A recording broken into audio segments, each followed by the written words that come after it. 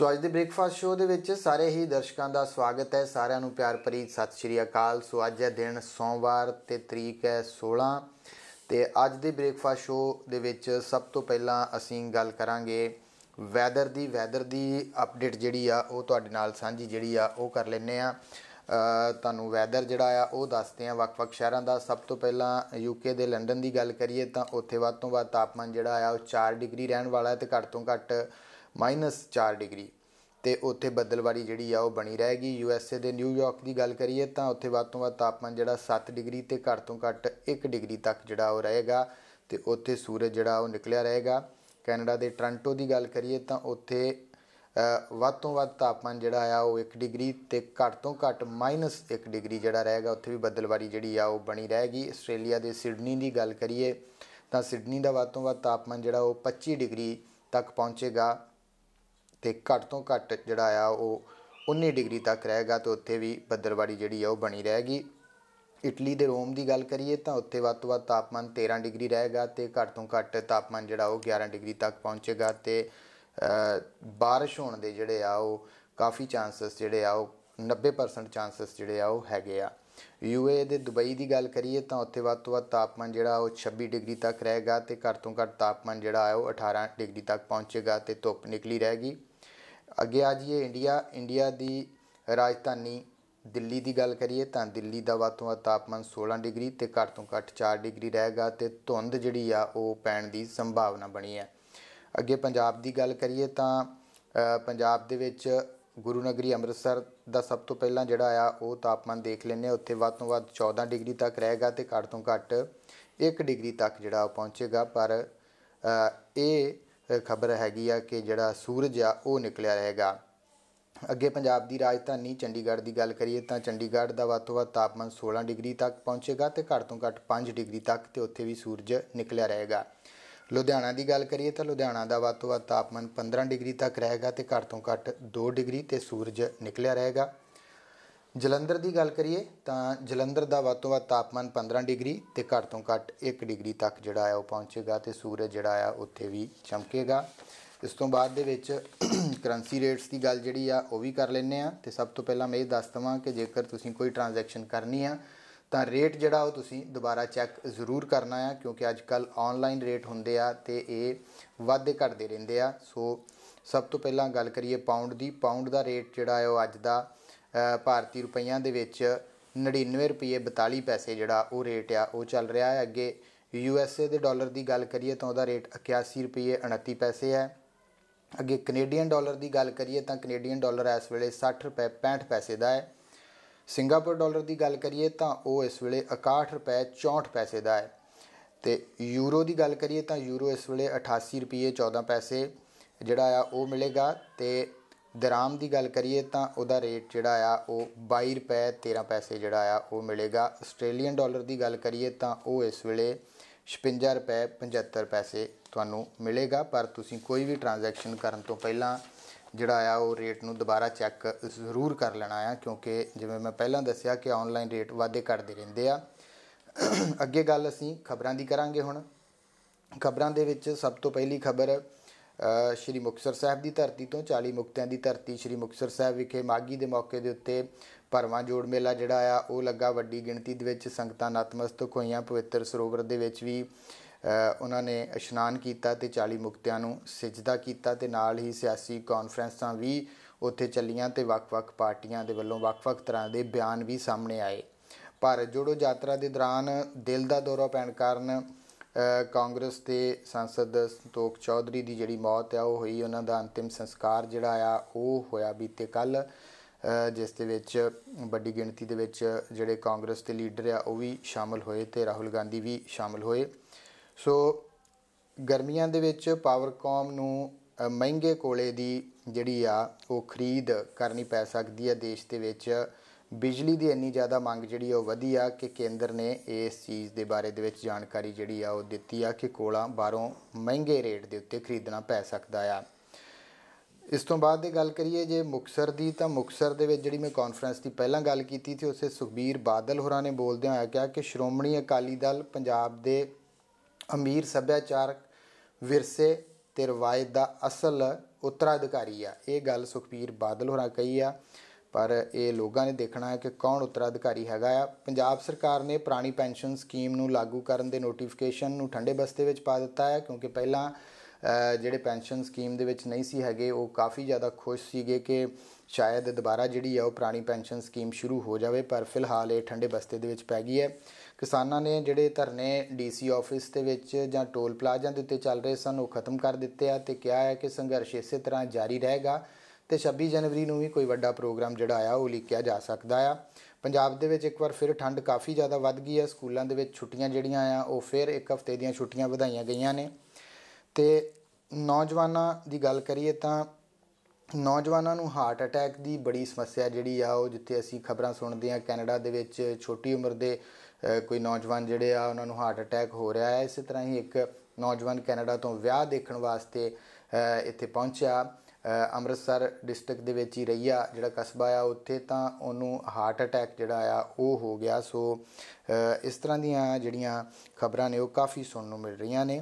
ਨਾਲ ਹੀ ਕੇਂਦਰ ਸਰਕਾਰ ਦੇ ਵੱਲੋਂ ਸਿੱਖ ਫੌਜੀਆਂ ਦੇ ਲਈ ਹੈਲਮਟ ਦੀ ਅਨਾਊਂਸਮੈਂਟ ਕੀਤੀ ਗਈ ਜਿਹੜੀ ਆ। ਉਸ ਤੋਂ ਬਾਅਦ ਦੇ ਵਿੱਚ ਸਿੱਖਾਂ ਦੇ ਵਿੱਚ ਵੀ ਤੇ ਸਾਬਕਾ ਫੌਜੀ ਜਿਹੜੇ ਨੇ ਉਹਨਾਂ ਦੇ ਵਿੱਚ ਵੀ ਕਾਫੀ ਜ਼ਿਆਦਾ ਇਸ ਚੀਜ਼ ਦਾ ਵਿਰੋਧ ਜਿਹੜਾ ਆ ਉਹ ਚੱਲ ਰਿਹਾ ਹੈ। ਪਿਛਲੇ ਦਿਨੀ ਅਕਾਲ ਤਖਤ ਸਾਹਿਬ ਦੇ ਜਥੇਦਾਰ ਦੇ ਵੱਲੋਂ ਵੀ ਜਿਹੜਾ ਆ ਉਹ ਬਿਆਨ ਦਿੱਤਾ ਗਿਆ ਆ ਕਿ ਇਹ ਦਸਤਾਰ ਦੀ ਤੋਹੀਨ ਹੋਏਗੀ ਜੋ ਸਰਕਾਰ ਇਸ ਤਰ੍ਹਾਂ ਦੇ ਫੈਸਲੇ ਜਿਹੜੇ ਆ ਉਹ ਕਰ ਰਹੀ ਹੈ। ਸੋ ਬਾਕੀ ਅਸੀਂ ਕੁਝ ਹੋਰ ਵੀ ਖਬਰਾਂ ਆ ਉਹਨਾਂ ਦੇ ਉੱਤੇ ਵੀ ਚਰਚਾ ਜਿਹੜੀ ਆ ਉਹ ਕਰਾਂਗੇ। ਸਾਡੇ ਨਾਲ ਅੱਜ ਸਾਡੇ ਪ੍ਰੋਗਰਾਮ ਦੇ ਵਿੱਚ ਗੈਸਟ ਨੇ ਡਾਕਟਰ ਸ਼ਾਮ ਸੁੰਦਰ ਦੀਪਤੀ ਜੀ। ਸੋ ਆਓ ਉਹਨਾਂ ਦੇ ਨਾਲ ਗੱਲਬਾਤ ਦਾ ਸਿਲਸਿਲਾ ਜਿਹੜਾ ਸ਼ੁਰੂ ਕਰਦੇ ਹਾਂ। ਡਾਕਟਰ ਸਾਹਿਬ ਸਤਿ ਸ਼੍ਰੀ ਅਕਾਲ ਜੀ। ਸਤਿ ਸ਼੍ਰੀ ਅਕਾਲ ਜੀ। ਡਾਕਟਰ ਸਾਹਿਬ ਸਵਾਗਤ ਹੈ ਤੁਹਾਡਾ ਬ੍ਰੇਕਫਾਸਟ ਸ਼ੋਅ ਦੇ ਵਿੱਚ। ਬਹੁਤ ਬਹੁਤ ਮਿਹਰਬਾਨੀ। ਤੇ ਡਾਕਟਰ ਸਾਹਿਬ ਖਬਰਾਂ ਦੇ ਉੱਤੇ ਚਰਚਾ ਕਰਾਂਗੇ ਤੁਹਾਡੇ ਨਾਲ।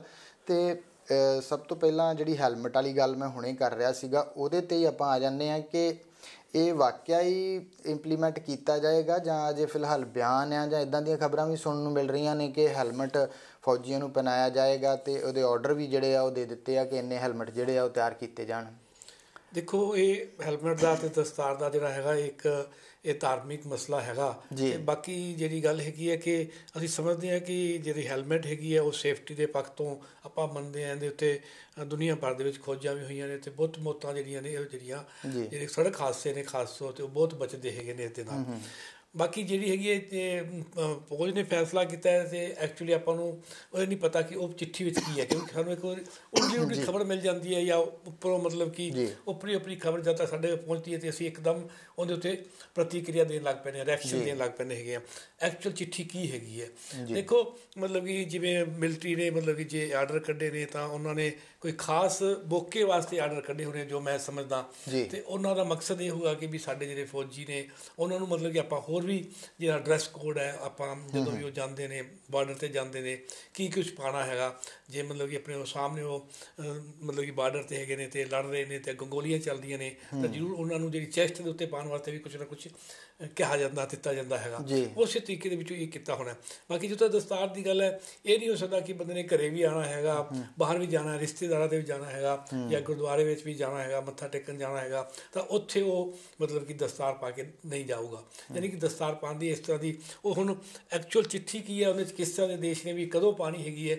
ਪਰ ਇਹ ਗੱਲ ਸਮਝਣੀ ਚਾਹੀਦੀ ਹੈ ਕਿ ਜਿਹੜੀ ਹੈਲਮਟ ਹੈਗੀ ਹੈ ਉਹ ਹੈਗੀ ਸੇਫਟੀ ਵਾਸਤੇ ਹੈਗੀ ਹੈ। ਇਹਨੂੰ ਮੈਡੀਕਲੀ ਲੈਣਾ ਚਾਹੀਦਾ ਹੈ। ਠੀਕ ਹੈ, ਧਰਮ ਦੀ ਆਸਥਾ ਦੀ ਇੱਕ ਵੱਖਰੀ ਗੱਲ ਹੈਗੀ ਹੈ। ਆਪਾਂ ਇਹ ਨਹੀਂ ਸਮਝਦੇ ਵੀ ਇਹ ਕਿਸੇ ਧਰਮ ਦੇ ਅਟੈਕ ਹੈ ਜਾਂ ਕੁਛ ਇਸ ਤਰ੍ਹਾਂ ਦੀ ਗੱਲ ਹੈਗੀ ਹੈ। ਜਾਂ ਮਤਲਬ ਕਿ ਇਹ ਹੋਵੇਗੀ ਵੀ ਤੁਸੀਂ ਦਸਤਾਰ ਪਾਣੀ ਹੀ ਨਹੀਂ, ਇਕੱਲੀ ਹੈਲਮਟ ਹੀ ਪਾਣੀ ਹੈਗੀ ਹੈ, ਦਸਤਾਰ ਪਾ ਕੇ ਤੁਸੀਂ ਉਹ ਫੌਜ ਦੇ ਵਿੱਚ ਜਿਹੜੀ ਨੌਕਰੀ ਨਹੀਂ ਕਰ ਸਕੋਗੇ, ਫਿਰ ਇੱਕ ਮਸਲਾ ਹੋਰ ਹੈਗਾ ਹੈ ਨਾ। ਜੇ ਤਾਂ ਇਹ ਮਤਲਬ ਕਿ ਕਿਸੇ ਖਾਸ ਮੌਕੇ ਵਾਸਤੇ ਸੇਫਟੀ ਨੂੰ ਮੱਦੇ ਨਜ਼ਰ ਰੱਖ ਕੇ ਕੀਤਾ ਜਾ ਰਿਹਾ ਫਿਰ ਉਸ ਹਿਸਾਬ ਦੇ ਨਾਲ ਦੇਖਣਾ ਚਾਹੀਦਾ ਹੈ। ਜੀ ਡਾਕਟਰ ਸਾਹਿਬ, ਇੱਕ ਜਿਹੜੀ ਹੋਰ ਬੜੀ ਚਰਚਾ ਦੇ ਵਿੱਚ ਖਬਰ ਹੈਗੀ ਹੈ ਜੋਸ਼ੀ ਮੱਠ ਵਿਖੇ ਜਿਹੜਾ ਵਾਤਾਵਰਨ ਦੀ ਕੋਈ ਤਬਦੀਲੀ ਆਈ ਹੈ ਜਾਂ ਕੀ ਹੋ ਰਿਹਾ? ਕਹਿੰਦੇ ਘਰਾਂ ਦੇ ਵਿੱਚ ਤਰੇੜਾਂ ਆ ਰਹੀਆਂ ਨੇ, ਉੱਥੇ ਬਹੁਤ ਜ਼ਿਆਦਾ ਬੁਰੇ ਹਾਲਾਤ ਜਿਹੜੇ ਆ ਉਹ ਹੋਏ ਪਏ ਨੇ। ਹਾਂਜੀ, ਜੋਸ਼ੀ ਮੱਠ ਇਸ ਵਕਤ ਮਤਲਬ ਕਿ ਕਾਫੀ ਚਰਚਾ ਵਿੱਚ ਹੈਗਾ ਅਤੇ ਜਿੱਥੋਂ ਤੱਕ ਲੇਟੈਸਟ ਖਬਰ ਹੈਗੀ ਤਕਰੀਬਨ 750 ਘਰ ਜਿਹੜੇ ਹੈਗੇ ਨੇ ਉਹਨਾਂ ਦੇ ਵਿੱਚ ਪੂਰੀ ਤਰੇੜ ਨੇ ਅਤੇ ਉਹਨਾਂ ਨੂੰ ਮਤਲਬ ਕਿ ਨਾ ਉਹ ਡੇਂਜਰਸ ਘੋਸ਼ਿਤ ਕੀਤਾ ਗਿਆ ਹੈਗਾ ਵੀ ਉਹ ਰਹਿਣਯੋਗ ਨਹੀਂ ਹੈਗੇ। ਉਹਨਾਂ ਦੇ ਉੱਤੇ ਨਿਸ਼ਾਨ ਵੀ ਲਗਾਏ ਗਏ ਨੇ ਅਤੇ ਉਹਨਾਂ ਨੂੰ ਖਾਲੀ ਕਰਨ ਵਾਸਤੇ ਕਿਹਾ ਗਿਆ। ਖਾਲੀ ਕਰ ਵੀ ਦਿੱਤੇ ਗਏ ਨੇ ਕਾਫੀ ਸਾਰੇ ਘਰ ਅਤੇ ਉਹਨਾਂ ਦਾ ਵੱਖ-ਵੱਖ ਥਾਂ 'ਤੇ ਰਹਿਣ ਦਾ ਇੰਤਜ਼ਾਮ ਕੀਤਾ ਗਿਆ ਹੈਗਾ ਸਰਕਾਰ ਵੱਲੋਂ। ਸਵਾਲ ਇਹ ਹੈਗਾ ਕਿ ਵੀ ਇਹ ਜਿਹੜੀ ਘਟਨਾ ਹੈਗੀ ਹੈ ਇਹ ਦਰਅਸਲ ਕੱਲੀ ਜੋਸ਼ੀ ਮੱਠ ਦੇ ਨਾਲ ਨਹੀਂ ਹੈਗਾ। ਜੇ ਆਪਾਂ ਦੇਖੀਏ ਜਿਸ ਤਰ੍ਹਾਂ ਦਾ ਅਸੀਂ ਪਹਾੜਾਂ ਦਾ ਮਤਲਬ ਕਿ ਅਸੀਂ ਦੁਰਵਰਤੋਂ ਕਰਨ ਲੱਗੇ ਹੋਏ ਹਾਂ। ਠੀਕ ਹੈ ਕਿ ਪਹਾੜ ਦੇਖਣ ਦੀ ਥਾਂ ਨੇ, ਟੂਰਿਜ਼ਮ ਦਾ ਇੱਕ ਜ਼ਰੀਆ ਹੈਗੇ ਨੇ, ਪਰ ਅਸੀਂ ਉਹਨਾਂ ਨੂੰ ਮਤਲਬ ਕਿ ਇੱਕ ਟੂਰਿਜ਼ਮ ਦੇ ਬਹਾਨੇ ਇੱਕ ਮਤਲਬ ਕਿ ਇੱਕ ਬਿਜ਼ਨਸ ਇਹੋ ਜਿਹਾ ਬਣਾ ਰਿਹਾ ਹੈਗਾ ਕਿ ਅਤੇ ਅਸੀਂ ਜਿਹੜੇ ਰਹਿਣ ਦੀਆਂ ਥਾਵਾਂ ਨੇ, ਹੋਟਲ ਬਣਾਉਣ ਦਾ ਜਿਹੜੀ ਪ੍ਰਕਿਰਿਆ ਹੈਗੀ ਹੈ ਉਹ ਉਹਨਾਂ ਨੂੰ ਮਤਲਬ ਕਿ ਬਹੁਤ ਜ਼ਿਆਦਾ ਉਹ ਦੇ ਰਿਹਾ। ਅਤੇ ਵਾਤਾਵਰਨ ਜਿਹੜੀ ਹੈਗੀ ਹੈ, ਇਨਵਾਇਰਮੈਂਟ ਦੇ ਰਹੇ ਹੈਗੇ ਨੇ ਜਿਹੜੇ ਮਾਹਰ, ਉਹਨਾਂ ਤੋਂ ਮਤਲਬ ਕਿ ਪੂਰੀ ਤਰ੍ਹਾਂ ਉਹਨਾਂ ਦੀਆਂ ਸਲਾਹਾਂ ਲਈਆਂ ਨਹੀਂ ਜਾਂਦੀਆਂ ਜਾਂ ਮੰਨੀਆਂ ਨਹੀਂ ਜਾਂਦੀਆਂ। ਇਹ ਮੈਂ ਕਹਿੰਦਾ ਵੀ ਜਦੋਂ ਇੱਕ ਤਰੇੜ ਆਉਂਦੀ ਹੈਗੀ ਹੈ, ਇਹ ਵਾਤਾਵਰਨ ਜਿਹੜਾ ਹੈਗਾ ਨਾ, ਉਹ ਇੱਕ ਕੁਦਰਤ ਸਾਨੂੰ ਇੱਕ ਸੁਨੇਹਾ ਭੇਜਦੀ ਹੈ ਵੀ ਆਹ ਦੇਖੋ ਇਹ ਹੋ ਸਕਦਾ। ਬੰਦਾ ਸੋਚਦਾ ਵੀ ਛੋਟੀ ਜਿਹੀ ਤਰੇੜ ਆਈ ਹੈ ਤਾਂ ਕੀ ਹੋ ਗਿਆ। ਅਤੇ ਦੂਜੀ ਗੱਲ ਹੈਗੀ ਹੈ, ਜਿਹੜੀ ਪਹਾੜ ਨੇ ਜਿਹੜੇ ਉਹ ਮੰਗ ਕਰਦੇ ਹੈਗੇ ਨੇ ਵੀ ਉਹਨਾਂ ਦੇ ਪੱਥਰ ਕੱਢ ਕੇ ਉਹਨਾਂ ਦੇ ਪੱਥਰਾਂ ਨੂੰ ਹੀ ਤੁਸੀਂ ਇਸਤੇਮਾਲ ਕਰਕੇ ਅਤੇ ਆਪਣੀ ਮਤਲਬ ਕਿ ਉੱਥੇ ਮਕਾਨ ਦੀ ਉਸਾਰੀ ਕਰੋ। ਜਦੋਂ ਦਾ ਹੁਣ ਇਹ ਲੋਹਾ ਸਰੀਆ ਅਤੇ ਇਹ ਸਾਰੇ ਜਾ ਕੇ ਪਿੱਲਰਾਂ ਦੇ ਨਾਲ ਹੀ ਮਤਲਬ ਕਿ ਤੁਸੀਂ ਬਹੁਤ ਥੱਲੇ ਤੋਂ ਮਤਲਬ ਕਿ ਖੱਡ ਦੇ ਵਿੱਚੋਂ ਦੀ ਕੱਢ ਕੇ ਅਤੇ ਫਿਰ ਉਹਨਾਂ ਦੇ ਇਰਦ ਗਿਰਦ ਜਿਹੜੇ ਹੈਗੇ ਨੇ ਤੁਸੀਂ ਉਹਨਾਂ ਨੂੰ ਖਰੀਦ ਕੇ ਅਤੇ ਜਿਹੜੀਆਂ ਸੜਕਾਂ ਚੌੜੀਆਂ ਹੋ ਰਹੀਆਂ ਨੇ, 4 ਲੇਨਿੰਗ ਹੋ ਰਹੀ ਹੈਗੀ ਹੈ ਅਤੇ ਹਰ ਥਾਂ 'ਤੇ ਹੋ ਰਹੀ ਹੈ। ਮਤਲਬ ਕਿ ਸ਼ਿਮਲਾ ਇੱਕ ਡੈਸਟੀਨੇਸ਼ਨ ਸੀਗਾ, ਰਾਜਧਾਨੀ ਸੀਗੀ, ਉਹਨਾਂ ਨੇ ਸ਼ਿਮਲੇ ਤੱਕ ਪਹੁੰਚਣ ਲਈ ਆਪਣੀਆਂ ਜਿਹੜੀਆਂ ਸੀਗੀਆਂ ਸਾਰੇ ਪਹਾੜ ਤੁਸੀਂ ਦੇਖੋ ਲੰਘ ਕੇ, ਉਹ ਸਾਰੇ ਦੇ ਸਾਰੇ ਪਹਾੜ ਕੱਟੇ ਹੈਗੇ ਨੇ ਡਾਇਨਾਮਾਈਟ ਲਗਾ ਕੇ, ਅਤੇ ਮਤਲਬ ਕਿ ਉਹਨਾਂ ਨੂੰ ਤੋੜਿਆ ਜਾਂਦਾ ਹੈਗਾ। ਤਾਂ ਉਹ ਜਦੋਂ ਮਤਲਬ ਕਿ ਇੱਕ ਬੈਲੈਂਸ ਹੈਗਾ, ਮਤਲਬ ਕਿ ਆਪਾਂ ਕੋਈ ਵੀ ਮਤਲਬ ਕਿ ਇਮਾਰਤ ਉਸਾਰਦੇ ਹਾਂ, ਉਹਦੀ ਆਪਾਂ ਨੀਂਹ ਦੇਖਦੇ ਹਾਂ ਵੀ ਕਿੰਨੀ ਪਹਿਲਾਂ ਚੌੜੀ ਹੁੰਦੀ ਹੈ, ਫਿਰ ਉਹਨੂੰ ਹੌਲੀ ਹੌਲੀ ਇੱਟਾਂ ਘਟਾਉਂਦੇ ਜਾਂਦੇ, ਫਿਰ ਅਸੀਂ ਉਹਨੂੰ 9 ਇੰਚ 'ਤੇ ਲੈ ਜਾਂਦੇ ਹਾਂ, ਫਿਰ 4 ਇੰਚ 'ਤੇ ਲੈ ਜਾਂਦੇ ਹੈਗੇ ਆ। ਉਹ ਇੱਕ ਬੈਲੈਂਸ ਹੈਗਾ। ਉਹ ਪਹਾੜਾਂ ਦਾ ਇੱਕ ਆਪਣਾ ਕੁਦਰਤ ਦਾ ਆਪਣਾ ਇੱਕ ਬੈਲੈਂਸ ਹੈਗਾ। ਅਸੀਂ ਉਹਨੂੰ ਵਿਗਾੜਾਂਗੇ ਤਾਂ ਫਿਰ ਉਹਨਾਂ ਦੇ ਵਿੱਚ ਜਿਹੜੀ ਹਿਲਜੁਲ ਹੈਗੀ ਹੈ ਉਹ ਥੋੜ੍ਹੀ ਬਹੁਤੀ ਹੋਊਗੀ। ਦੂਜਾ ਮਤਲਬ ਕਿ ਖਾਸ ਤੌਰ 'ਤੇ ਮਤਲਬ ਕਿ ਜੋਸ਼ੀ ਮੱਠ ਵਾਸਤੇ ਇਹ ਦੇਖਣ 'ਚ ਆਇਆ ਕਿ ਉੱਥੇ ਇੱਕ ਜਿਹੜੀ ਅਸੀਂ ਡੈਮ ਬਣਾ ਰਹੇ ਹੈਗੇ ਹਾਂ, ਡੈਮ ਦੇ ਵਾਸਤੇ ਬਿਜਲੀ ਦੇ ਵਾਸਤੇ ਟਨਲ ਬਣਾਈਆਂ ਜਾਂਦੀਆਂ ਨੇ, ਉਹਨਾਂ ਦਾ ਪਾਣੀ ਜਿਹੜਾ ਹੈਗਾ ਡਾਈਵਰਟ ਕੀਤਾ ਜਾਂਦਾ ਹੈਗਾ। ਉਹ ਪਾਣੀ ਜਿਹੜਾ ਹੈਗਾ ਫਿਰ ਕਿਤੇ ਨਾ ਕਿਤੇ ਅਸੀਂ ਰੋਕ ਦਿੰਦੇ ਹੈਗੇ ਹਾਂ, ਪਰ ਉਹ ਪਾਣੀ 'ਤੇ ਜਾਣਾ ਹੀ ਜਾਣਾ ਹੈਗਾ, ਉਹਨੇ ਆਪਣਾ ਰਸਤਾ ਲੱਭ ਲੈਣਾ ਹੈਗਾ। ਫਿਰ ਉਹ ਪਾਣੀ ਇਸ ਤਰ੍ਹਾਂ ਮਤਲਬ ਜਿਵੇਂ ਆਪਾਂ ਕਹੀਏ ਵੀ ਸਲਾਬ ਆ ਜਾਂਦੀ ਆਪਣੇ ਘਰਾਂ ਦੇ ਵਿੱਚ, ਅਤੇ ਉਸ ਤਰ੍ਹਾਂ ਦਾ ਵੀ ਮਤਲਬ ਹੈਗਾ। ਕਹਿਣ ਦਾ ਮਤਲਬ ਇਹ ਇੱਕ ਵਾਤਾਵਰਨ ਦਾ ਇਸ਼ੂ ਹੈਗਾ, ਹਜੇ ਵੀ ਸੰਭਲਣ ਦੀ ਲੋੜ ਹੈਗੀ ਹੈ। ਕਿਸੇ ਨੇ ਕਿਹਾ ਹੈਗਾ ਵੀ ਬਿਲਕੁਲ ਆਪਾਂ ਜੋਸ਼ੀ ਮੱਠ ਵਰਗੇ ਹਾਲਾਤ ਇਸ ਵਕਤ ਮਕਲੋਡਗੰਜ ਵਿੱਚ ਹੈਗੇ ਨੇ। ਮਕਲੋਡਗੰਜ ਕਿਉਂਕਿ ਇੱਕ ਆਪਾਂ ਕਹਿ ਸਕਦੇ ਹਾਂ ਕਿ ਤਿੱਬਤੀਆਂ ਦੀ, ਦਲਾਈ ਲਾਮੇ ਦੀ ਉੱਥੇ ਇੱਕ ਰਿਹਾਇਸ਼ ਹੈਗੀ ਹੈ। ਉਹਦੇ ਤਿੱਬਤੀ ਜਿਹੜੇ ਹੈਗੇ ਨੇ ਉੱਥੇ ਜਿਹੜੇ ਉਹਨੇ ਦਲਾਈ ਲਾਮੇ ਦੇ ਫਾਲੋਅਰ ਨੇ, ਉੱਥੇ ਬਹੁਤ ਵੱਡੀ ਗਿਣਤੀ ਵਿੱਚ ਹੈਗੇ ਨੇ। ਉਸ ਮੱਠ ਨੂੰ ਦੇਖਣ ਵਾਸਤੇ ਬਹੁਤ ਲੋਕ ਜਾਂਦੇ ਹੈਗੇ ਨੇ, ਅਤੇ ਉਹਨਾਂ ਨੂੰ ਦੇਖਦੇ ਹੋਏ ਬਹੁਤ ਸਾਰੇ ਹੋਟਲ ਡਿਵੈਲਪ ਹੋ ਰਹੇ ਨੇ। ਤਾਂ ਉਹ ਕਹਿਣ ਦਾ ਮਤਲਬ ਇਕੱਲੀ ਇਹਦੀ ਗੱਲ ਨਹੀਂ ਹੈਗੀ। ਅਸੀਂ ਹੋਰ ਬੜੀਆਂ ਤਰਾਸਦੀਆਂ ਦੇਖੀ ਨੇ, ਕੇਦਾਰਨਾਥ ਦੇ ਵਿੱਚ ਦੇਖਿਆ ਅਸੀਂ ਮਤਲਬ ਕਿ ਬਹੁਤ ਕੁਛ ਇਹੋ ਜਿਹਾ ਹੁੰਦਾ ਪਿਆ। ਇਸ ਤੋਂ ਮਤਲਬ ਕਿ ਇਹ ਸੰਕੇਤ ਹੈਗੇ ਨੇ। ਅੱਜ ਵੀ ਅਸੀਂ ਇਹ ਤੋਂ ਸੰਭਲ ਸਕਦੇ ਹੈਗੇ, ਸਾਨੂੰ ਸੰਭਲਣਾ ਚਾਹੀਦਾ ਹੈ। ਅਤੇ ਜਿਹੜਾ ਕੁਦਰਤ ਸਾਨੂੰ ਇਸ਼ਾਰਾ ਕਰ ਰਹੀ ਹੈ, ਉਸ ਇਸ਼ਾਰੇ ਨੂੰ ਸਮਝਣਾ ਚਾਹੀਦਾ ਹੈ ਵੀ ਕੁਦਰਤ ਬੇਜ਼ੁਬਾਨ ਆਪਾਂ ਕਹਿ ਸਕਦੇ ਹਾਂ ਕਿ ਨਹੀਂ ਹੁੰਦੀ, ਇਹ ਉਹਦੀ ਜ਼ੁਬਾਨ ਹੀ ਹੈ। ਇਸ ਜ਼ੁਬਾਨ ਨੂੰ ਸਮਝਣ ਦੀ ਲੋੜ ਹੈਗੀ ਜੀ। ਡਾਕਟਰ ਸਾਹਿਬ, ਜਿਵੇਂ ਤੁਸੀਂ ਕੁਦਰਤ ਦੀ ਗੱਲ ਕਰ ਰਹੇ ਹੋ, ਗੱਲ ਠੰਡ ਦੀ ਕਰੀਏ ਤਾਂ ਪੰਜਾਬ ਦੇ ਵਿੱਚ ਪਹਿਲਾਂ 15 ਦਸੰਬਰ ਤੱਕ ਤਾਂ ਠੰਡ ਬਹੁਤੀ ਜ਼ਿਆਦਾ ਨਹੀਂ ਸੀ, ਪਰ ਉਸ ਤੋਂ ਬਾਅਦ ਦੇ ਵਿੱਚ ਇੱਕਦਮ ਠੰਡ ਜਿਹੜੀ ਉਹ ਆਈ। ਅਤੇ ਹੁਣ ਗੱਲ ਕਰੀਏ ਜਨਵਰੀ ਦੀ, ਤਾਂ ਹੁਣ ਵੀ ਠੰਡ ਜਿਹੜੀ ਆ, ਪਹਿਲਾਂ ਧੁੰਦਾਂ ਜਾਂ ਹੁਣ 2 ਦਿਨ ਤੋਂ ਧੁੱਪ ਜਿਹੜੀ ਆ ਉਹ ਨਿਕਲਣੀ ਸ਼ੁਰੂ ਹੋਈ ਆ, ਅਤੇ ਠੰਡ ਲਗਾਤਾਰ ਜਿਹੜੀ ਆ ਉਹ ਜਾਰੀ ਆ, ਜ਼ੋਰ ਜਿਹੜਾ ਕਾਫੀ, ਜਿਹਦੇ ਕਰਕੇ ਛੁੱਟੀਆਂ ਵੀ ਵਧਾਈਆਂ ਗਈਆਂ ਸਕੂਲਾਂ ਦੀਆਂ। ਇੱਥੇ ਵੀ ਮੌਸਮ ਦੇ ਵਿੱਚ ਤਬਦੀਲੀ ਦੇਖਣ ਨੂੰ ਜਿਹੜੀ ਆ ਉਹ ਮਿਲ ਰਹੀ ਆ। ਨਹੀਂ ਦੇਖੋ, ਜਿਹੜੀ ਇਹ ਵੀ ਜਿਵੇਂ ਕੁਦਰਤ ਦੀ ਗੱਲ ਹੀ ਹੈਗੀ।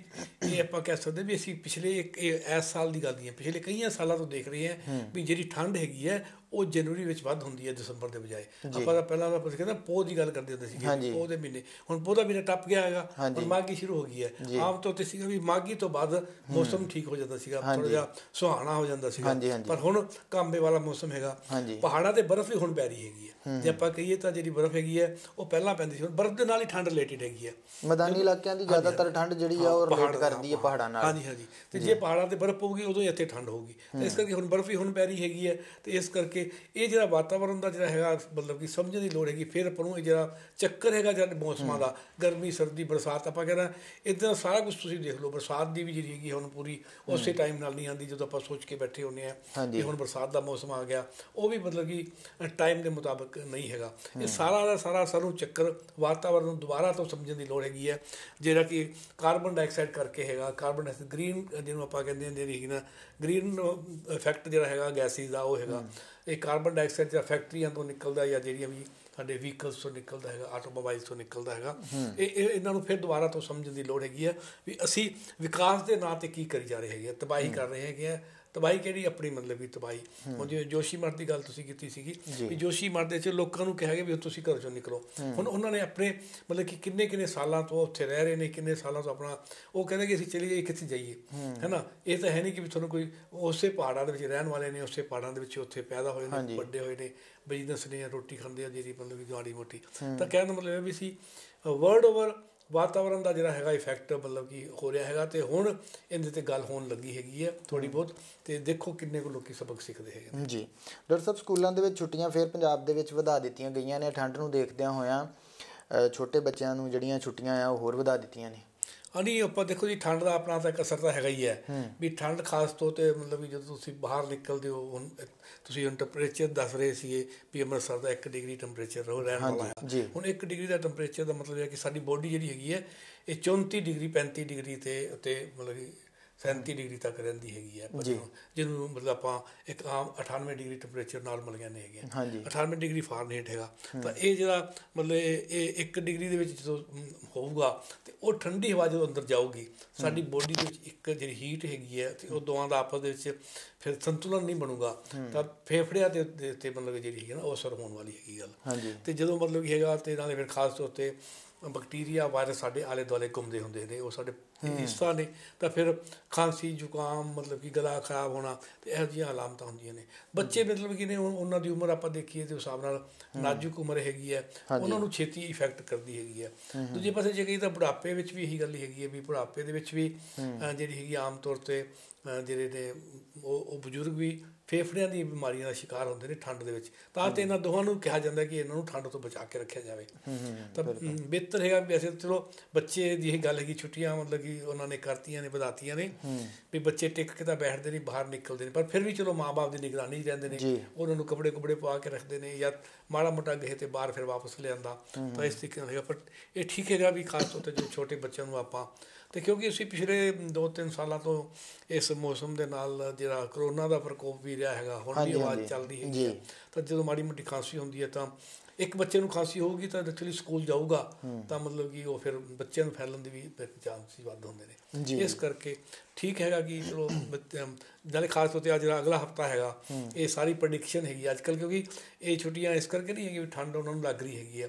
ਸਾਨੂੰ ਮੌਸਮ ਵਿਭਾਗ ਵੀ ਜਿਹੜੀ ਖਬਰ ਦਿੰਦਾ ਹੈ ਅਸੀਂ ਉਹਦੇ ਸਾਹਮਣੇ ਰੱਖ ਕੇ ਅਸੀਂ ਪਹਿਲਾਂ ਹੀ ਮਤਲਬ ਕਿ ਥੋੜ੍ਹਾ ਸੁਚੇਤ ਹੋ ਕੇ ਇਹ ਛੁੱਟੀਆਂ ਮਤਲਬ ਕੀਤੀਆਂ। ਡਾਕਟਰ ਸਾਹਿਬ ਰਾਹੁਲ ਗਾਂਧੀ ਦੀ ਜਿਹੜੀ ਯਾਤਰਾ ਚੱਲ ਰਹੀ ਹੈ ਇਸ ਵੇਲੇ ਪੰਜਾਬ ਦੇ ਵਿੱਚ ਆ, ਅਤੇ ਕਿਵੇਂ ਉਸ ਚੀਜ਼ ਨੂੰ ਤੁਸੀਂ ਦੇਖ ਰਹੇ ਹੋ? ਕੋਈ ਚੇਂਜ ਜਿਹੜੀ ਹੈ ਉਹ ਸੈਂਟਰ ਦੇ ਵਿੱਚ ਆ ਸਕਦੀ ਆ ਜਾਂ ਫਿਰ ਅਜੇ ਵੀ ਲੋਕ ਜਿਹੜੇ ਆ ਉਸ ਤਰੀਕੇ ਨਾਲ ਨਹੀਂ ਸੋਚ ਰਹੇ? ਕਿਉਂਕਿ ਰਾਹੁਲ ਗਾਂਧੀ ਦੀ ਇਮੇਜ ਇੱਕ ਇਸ ਤਰ੍ਹਾਂ ਦੀ ਪਹਿਲਾਂ ਬਣ ਗਈ ਸੀਗੀ ਕਿ ਕੋਈ ਸੀਰੀਅਸ ਜਿਹੜਾ ਆ ਨਹੀਂ ਸੀ ਲੈਂਦਾ, ਕਿ ਗੱਲ ਕਰਨ ਦਾ ਨਹੀਂ ਪਤਾ, ਸਿਆਸਤ ਦਾ ਨਹੀਂ ਪਤਾ ਹੈਗਾ, ਇੱਕ ਪਰਿਵਾਰ ਜਿਹੜਾ ਆ ਉਹ ਸਿਆਸੀ ਪਰਿਵਾਰ ਆ ਤਾਂ ਕਰਕੇ ਉਹਨੂੰ ਅੱਗੇ ਕੀਤਾ ਜਾ ਰਿਹਾ। ਪਰ ਬੋਲਚਾਲ ਦੀ ਗੱਲ ਕੀਤੀ ਜਾਵੇ ਤਾਂ ਕਾਫੀ ਕੁਝ ਸੁਧਾਰ ਜਿਹੜੇ ਆ ਉਹ ਨਜ਼ਰ ਜ਼ਰੂਰ ਆਏ ਆ ਰਾਹੁਲ ਗਾਂਧੀ ਦੇ ਵਿੱਚ। ਤੁਸੀਂ ਕਿਵੇਂ ਦੇਖ ਰਹੇ ਹੋ ਰਾਹੁਲ ਗਾਂਧੀ ਨੂੰ, ਅਤੇ ਨਾਲ ਜਿਹੜਾ ਅੱਗੇ ਹੁਣ ਇਲੈਕਸ਼ਨ ਆਉਣੀ ਆ ਉਸ ਦੇ ਵਿੱਚ ਕਿਵੇਂ ਦਾ ਕਾਂਗਰਸ ਦਾ ਜਿਹੜਾ ਆ ਉਹ ਰਹਿ ਸਕਦੀ ਪ੍ਰੋਗਰੈਸ? ਦੇਖੋ ਜੀ ਇਹ ਦੋ ਗੱਲਾਂ ਅਲੱਗ-ਅਲੱਗ ਨੇ। ਇੱਕ ਹੈਗੀ ਹੈ ਭਾਰਤ ਜੋੜੋ ਯਾਤਰਾ ਜਿਹੜੀ ਰਾਹੁਲ ਗਾਂਧੀ ਨੇ ਸ਼ੁਰੂ ਕੀਤੀ ਹੈ। ਆਪਾਂ ਮਤਲਬ ਕਿ ਜੇ ਦੇਖੀਏ ਵੀ ਜਿਹੜਾ ਹੁਣ ਇਸ ਵਕਤ ਕੇਂਦਰ ਸਰਕਾਰ ਹੈਗੀ ਹੈ, BJP ਦੀ ਸਰਕਾਰ ਹੈਗੀ ਹੈ, ਅਤੇ ਇਹ ਵਿਰੋਧੀ ਧਿਰ ਦਾ ਹੈਗਾ, ਕਹਿ ਲਓ ਵਿਰੋਧੀ ਪਰਿਵਾਰ ਦਾ ਵੀ ਹੈਗਾ ਅਤੇ ਵਿਰੋਧੀ ਧਿਰ ਵੀ ਹੈਗੀ ਹੈ, ਕਿਉਂਕਿ ਮਤਲਬ ਕਿ ਕਿਉਂਕਿ ਪਰਿਵਾਰ ਕਾਂਗਰਸ ਨਾਲ ਜੁੜਿਆ ਹੋਇਆ ਅਤੇ ਇਸ ਕਰਕੇ ਇਹ ਆਪਣੇ ਆਪ ਹੀ ਹੋ ਜਾਂਦਾ ਵੀ ਕਾਂਗਰਸ ਮਤਲਬ ਹੈਗਾ, ਭਾਵੇਂ ਉਹ ਉਸ ਤਰੀਕੇ ਦੀ ਗੱਲ ਨਹੀਂ ਹੈਗੀ। ਜੇ ਆਪਾਂ ਕਹੀਏ ਕਿ ਉਹਨਾਂ ਨੇ ਨਿਸ਼ਾਨਾ ਬਣਾ ਕੇ, ਜੇ ਆਪਾਂ ਕਹਿੰਦੇ ਮਿੱਥ ਕੇ ਜਿਵੇਂ ਮਤਲਬ ਕਿ ਕੀਤਾ ਹੁੰਦਾ ਵੀ ਆਪਾਂ ਇਹਨਾਂ ਨੂੰ ਪਰਿਵਾਰਵਾਦ ਦੇ ਗੱਲ, ਜਦੋਂ ਕਿ ਬਹੁਤ ਹੋਰ ਬੜੀਆਂ ਸਾਡੇ ਕੋਲ ਸਾਰੇ ਹਿੰਦੁਸਤਾਨ ਦੇ 'ਚ ਉਦਾਹਰਨਾਂ ਹੈਗੀਆਂ ਨੇ ਪਰਿਵਾਰਵਾਦ ਦੀਆਂ। ਪੰਜਾਬ ਦੇ ਵਿੱਚ ਆਪਾਂ ਕਹਿ ਦਈਏ ਜਿਹੜੇ ਅਕਾਲੀ ਨੇ ਮਤਲਬ ਕਿ ਜਦੋਂ ਦੀ ਪਾਰਟੀ ਬਣੀ ਹੈ ਅਤੇ ਇਹਨਾਂ ਨੇ ਮਤਲਬ ਕਿ ਆਪਣੇ ਪਰਿਵਾਰ ਦੇ ਵਿੱਚ ਹੀ ਰੱਖੀ ਹੈਗੀ ਹੈ। ਅੱਜ ਵੀ ਆਪਾਂ ਕਹਿ ਸਕਦੇ ਹਾਂ ਕਿ ਪਿਓ ਪੁੱਤ ਨੌ ਮਤਲਬ ਕਿ ਹੈ ਨਾ ਜਵਾਈ ਵਗੈਰਾ ਸਾਰੇ ਦੇ ਸਾਰੇ ਜਿਹੜੇ ਨੇ ਉਹ ਇਸ ਪਾਰਟੀ ਵਿੱਚ ਹੈਗੇ ਨੇ। ਐਸੇ ਤਰੀਕੇ ਸਾਊਥ ਵਿੱਚ ਚੱਲ ਜਾਓ, ਤੁਸੀਂ ਕਿਤੇ ਵੀ ਚੱਲ ਜਾਓ, ਆਪਾਂ ਹਿਮਾਚਲ ਚੱਲਦੀ ਹੈ ਮਤਲਬ ਕਿ ਜੇ ਠਾਕੁਰ ਹੈਗੇ ਨੇ ਉਹ ਹੈਗੇ ਨੇ ਸਾਰੇ ਪਰਿਵਾਰ ਦੇ ਵਿੱਚ ਹੀ ਹੈਗੇ ਨੇ। ਕੇਂਦਰ ਦੇ ਵਿੱਚ ਹੀ ਆਪਾਂ ਮਤਲਬ ਕਿ ਕਹਿ ਸਕਦੇ ਹੈਗੇ ਹਾਂ ਕਿੰਨੀ ਸਾਰੀਆਂ ਉਦਾਹਰਨਾਂ ਸਾਡੇ ਕੋਲ ਹੈਗੀਆਂ ਨੇ। ਉਹ ਇੱਕ ਨਿਸ਼ਾਨਾ ਉਹਨਾਂ ਨੇ ਪਰਿਵਾਰਵਾਦ ਦਾ ਬਣਾ ਲਿਆ ਵੀ ਗਾਂਧੀ ਗਾਂਧੀ ਗਾਂਧੀ। ਅਤੇ ਉੱਥੋਂ ਤੱਕ ਕਿ ਉਹ ਤਾਂ ਮਤਲਬ ਕਿ ਜਿਵੇਂ ਆਜ਼ਾਦੀ ਤੋਂ ਲੈ ਕੇ ਅਤੇ ਫਿਰ ਨਹਿਰੂ ਨੂੰ ਵਿੱਚ ਕਰ ਲਿਆ, ਵਿੱਚ ਜੋੜ ਲਿਆ ਵੀ ਇਹ ਸਾਰਾ ਮਤਲਬ ਕਿ ਜਿੰਨੇ ਵੀ ਸਾਡੀਆਂ ਤਕਲੀਫਾਂ ਨੇ, ਜੋ ਵੀ ਜਿਵੇਂ ਕੁਛ ਹੋਇਆ ਹੀ ਨਹੀਂ ਹੁੰਦਾ ਹਿੰਦੁਸਤਾਨ ਦੇ ਵਿੱਚ, ਆਪਣੇ ਆਜ਼ਾਦੀ ਤੋਂ ਬਾਅਦ, ਤੇ ਉਹ ਇਹਨਾਂ ਨੇ ਉਸ ਟੀਕਾ ਇੱਕ ਨਿਸ਼ਾਨਾ ਬਣਾਇਆ। ਚਲੋ ਆਪਣੇ ਨਿਸ਼ਾਨੇ ਵਿੱਚ ਕਾਮਯਾਬ ਵੀ ਰਹੇ ਨੇ। ਬਾਕੀ ਠੀਕ ਹੈ ਕਿ ਵੀ ਆਪਾਂ ਜੇ ਕਹੀਏ ਵੀ ਰਾਹੁਲ ਗਾਂਧੀ ਨੂੰ ਮਤਲਬ ਕਿ ਇਹਨਾਂ ਨੇ ਪਰਿਵਾਰ ਨੇ ਪ੍ਰੋਜੈਕਟ ਕੀਤਾ, ਉਹਨੂੰ ਹੀ ਮਤਲਬ ਕਿ ਪ੍ਰਧਾਨ ਵੀ ਬਣਾ ਕੇ ਰੱਖਿਆ, ਐਕਟਿੰਗ ਪ੍ਰਧਾਨ ਵੀ ਬਣਾ ਕੇ ਰੱਖਿਆ। ਸੋਨੀਆ ਗਾਂਧੀ ਨੇ ਆਪਣਾ ਚਾਰਜ ਉਹਨੂੰ ਦਿੱਤਾ। ਉਹ ਵੀ ਉੱਥੇ ਇਹਨਾਂ ਨੇ ਥੋੜ੍ਹੀ ਜਿਹੀ ਕਾਂਗਰਸ ਨੇ ਵੀ ਗਲਤੀਆਂ ਕੀਤੀਆਂ। ਪਰ ਜਿਹੜੀ ਗੱਲ ਹੈਗੀ ਹੈ ਵੀ ਹੁਣ ਅੱਜ ਦੀ ਤਰੀਕ ਦੇ ਵਿੱਚ ਜੋ ਰਾਹੁਲ ਗਾਂਧੀ ਨੇ ਲਗਭਗ 100 ਦਿਨ ਤੋਂ ਉੱਪਰ ਹੋ ਗਏ ਨੇ, ਉਹਨਾਂ ਨੇ ਜਿਹੜੀ ਯਾਤਰਾ ਸ਼ੁਰੂ ਕੀਤੀ ਹੋਈ ਹੈ, ਮਕਸਦ ਤਾਂ ਬੜਾ ਵਧੀਆ ਹੈਗਾ, ਮਤਲਬ ਕਿ ਭਾਰਤ ਜੋੜਨ ਵਾਲੀ ਗੱਲ ਹੈਗੀ ਹੈ। ਦੂਜੀ ਗੱਲ ਹੈ ਕਿ ਇਕੱਲਾ ਭਾਰਤ ਜੋੜੋ ਦਾ ਤਾਂ ਚਲੋ ਇੱਕ ਮੇਨ ਮਾਟੋ ਹੈਗਾ, ਜਿਹੜੇ ਮੁੱਦੇ ਉਠਾ ਰਿਹਾ ਹੈਗਾ, ਜਿਹੜੇ ਕਿ ਅਸਲ ਵਿੱਚ ਉਠਾਉਣੇ ਚਾਹੀਦੇ ਨੇ, ਜਿਹੜੇ ਕਿ ਨਹੀਂ ਉੱਠ ਰਹੇ, ਹੈ ਨਾ। ਬੇਰੁਜ਼ਗਾਰੀ ਦਾ ਹੈਗਾ, ਮਹਿੰਗਾਈ ਦਾ ਹੈਗਾ, ਮਤਲਬ ਕਿ ਹੋਰ ਕਿੰਨੇ ਹੀ ਸਾਡੇ ਮੁੱਦੇ ਹੈਗੇ ਨੇ, ਭ੍ਰਿਸ਼ਟਾਚਾਰ ਦਾ ਮੁੱਦਾ ਹੈਗਾ, ਜਾਂ ਭਾਈਚਾਰਕ ਸਾਂਝ ਦੀ ਗੱਲ ਹੈਗੀ ਹੈ, ਹਿੰਦੂ ਮੁਸਲਮਾਨਾਂ ਦੀ ਗੱਲ ਹੈਗੀ ਹੈ। ਇਹ ਸਾਰੇ ਮੁੱਦੇ ਮਤਲਬ ਕਿ ਉਠਾਉਣ ਦੀ ਲੋੜ ਸੀਗੀ ਅਤੇ ਕੋਈ ਉਠਾ ਨਹੀਂ ਸੀ ਰਿਹਾ।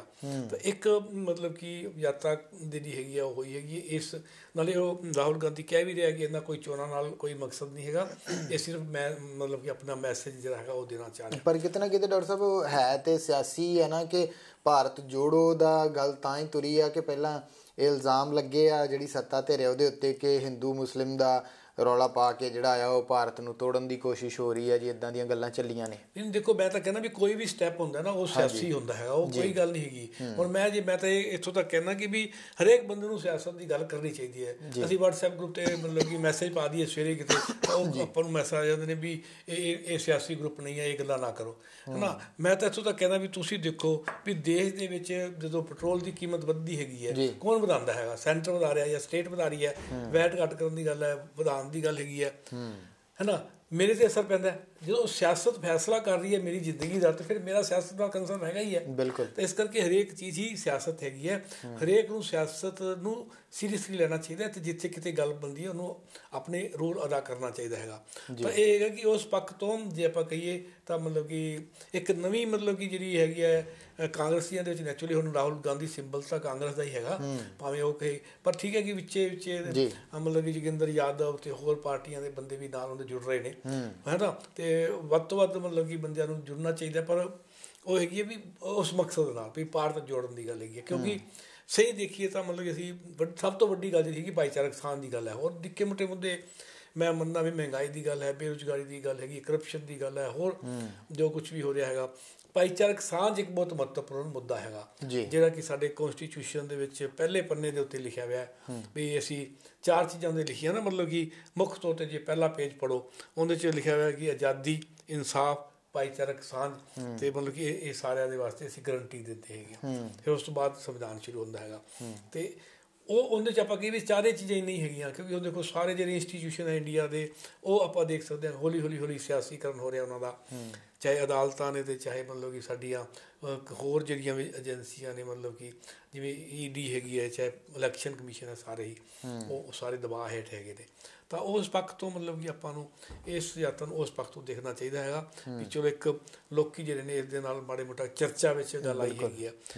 ਦੂਜੀ ਗੱਲ ਹੈਗੀ ਵੀ ਇਹਦਾ ਲਾਹਾ ਮਤਲਬ ਕਿ ਇਹਨੂੰ ਕਾਂਗਰਸ ਨੂੰ ਮਿਲੇਗਾ ਕਿ ਨਹੀਂ ਮਿਲੇਗਾ, ਉਹ ਠੀਕ ਹੈ ਕਿ ਵੀ ਕਾਂਗਰਸ ਦਾ ਮਤਲਬ ਕੀ ਹੈਗਾ ਕਿ ਇੱਕ ਮਨੋਬਲ ਵੱਧ ਰਿਹਾ, ਜਿੱਥੇ ਲੋਕੀ ਜਾ ਰਹੇ ਨੇ ਉਹ ਕਰ ਰਹੇ, ਪਰ ਇਹਦੇ ਜਿਹੜੀ ਇੱਕ ਘਾਟ ਬੜੀ ਨਜ਼ਰ ਆਉਂਦੀ ਹੈਗੀ ਹੈ ਇਸ ਪੱਖ ਤੋਂ। ਜੇ ਮੈਂ ਗੱਲ ਕਰਾਂ ਤਾਂ ਮਤਲਬ ਕਿ ਰਾਹੁਲ ਗਾਂਧੀ ਨੇ ਸ਼ੁਰੂਆਤ ਕੀਤੀ ਹੈਗੀ ਹੈ, ਤਾਂ ਇਹਨਾਂ ਦੀ ਆਪਣੀ ਜਿਹੜੀ ਲੀਡਰਸ਼ਿਪ ਹੈਗੀ ਹੈ, ਜੇ ਆਪਾਂ ਕਹੀਏ ਕਿ ਜਿਹੜੇ ਵੱਡੇ ਲੀਡਰ ਨੇ ਮਤਲਬ ਕਿ ਉਹ ਸਾਰੇ ਇਸ ਯਾਤਰਾ ਦੇ ਵਿੱਚੋਂ ਗਾਇਬ ਨੇ, ਹੈ ਨਾ। ਮਤਲਬ ਕਿ ਜੈਰਾਮ ਰਮੇਸ਼ ਇਹਦੇ ਨਾਲ ਜਾ ਰਿਹਾ ਹੈਗਾ, ਇੱਕ ਦਾ ਬੰਦਾ ਹੋਰ ਮਤਲਬ ਕਿ ਆਪਾਂ ਨਾਮ ਗਿਣ ਸਕਦੇ ਹੈਗੇ ਆ, ਬਾਕੀ ਜਿਹੜੇ ਵੱਡੇ ਮਤਲਬ ਕਿ ਆਪਾਂ ਬੰਦੇ ਹੈਗੇ ਨੇ ਉਹ ਇਹਦੇ ਵਿੱਚ ਨਹੀਂ ਹੈਗੇ।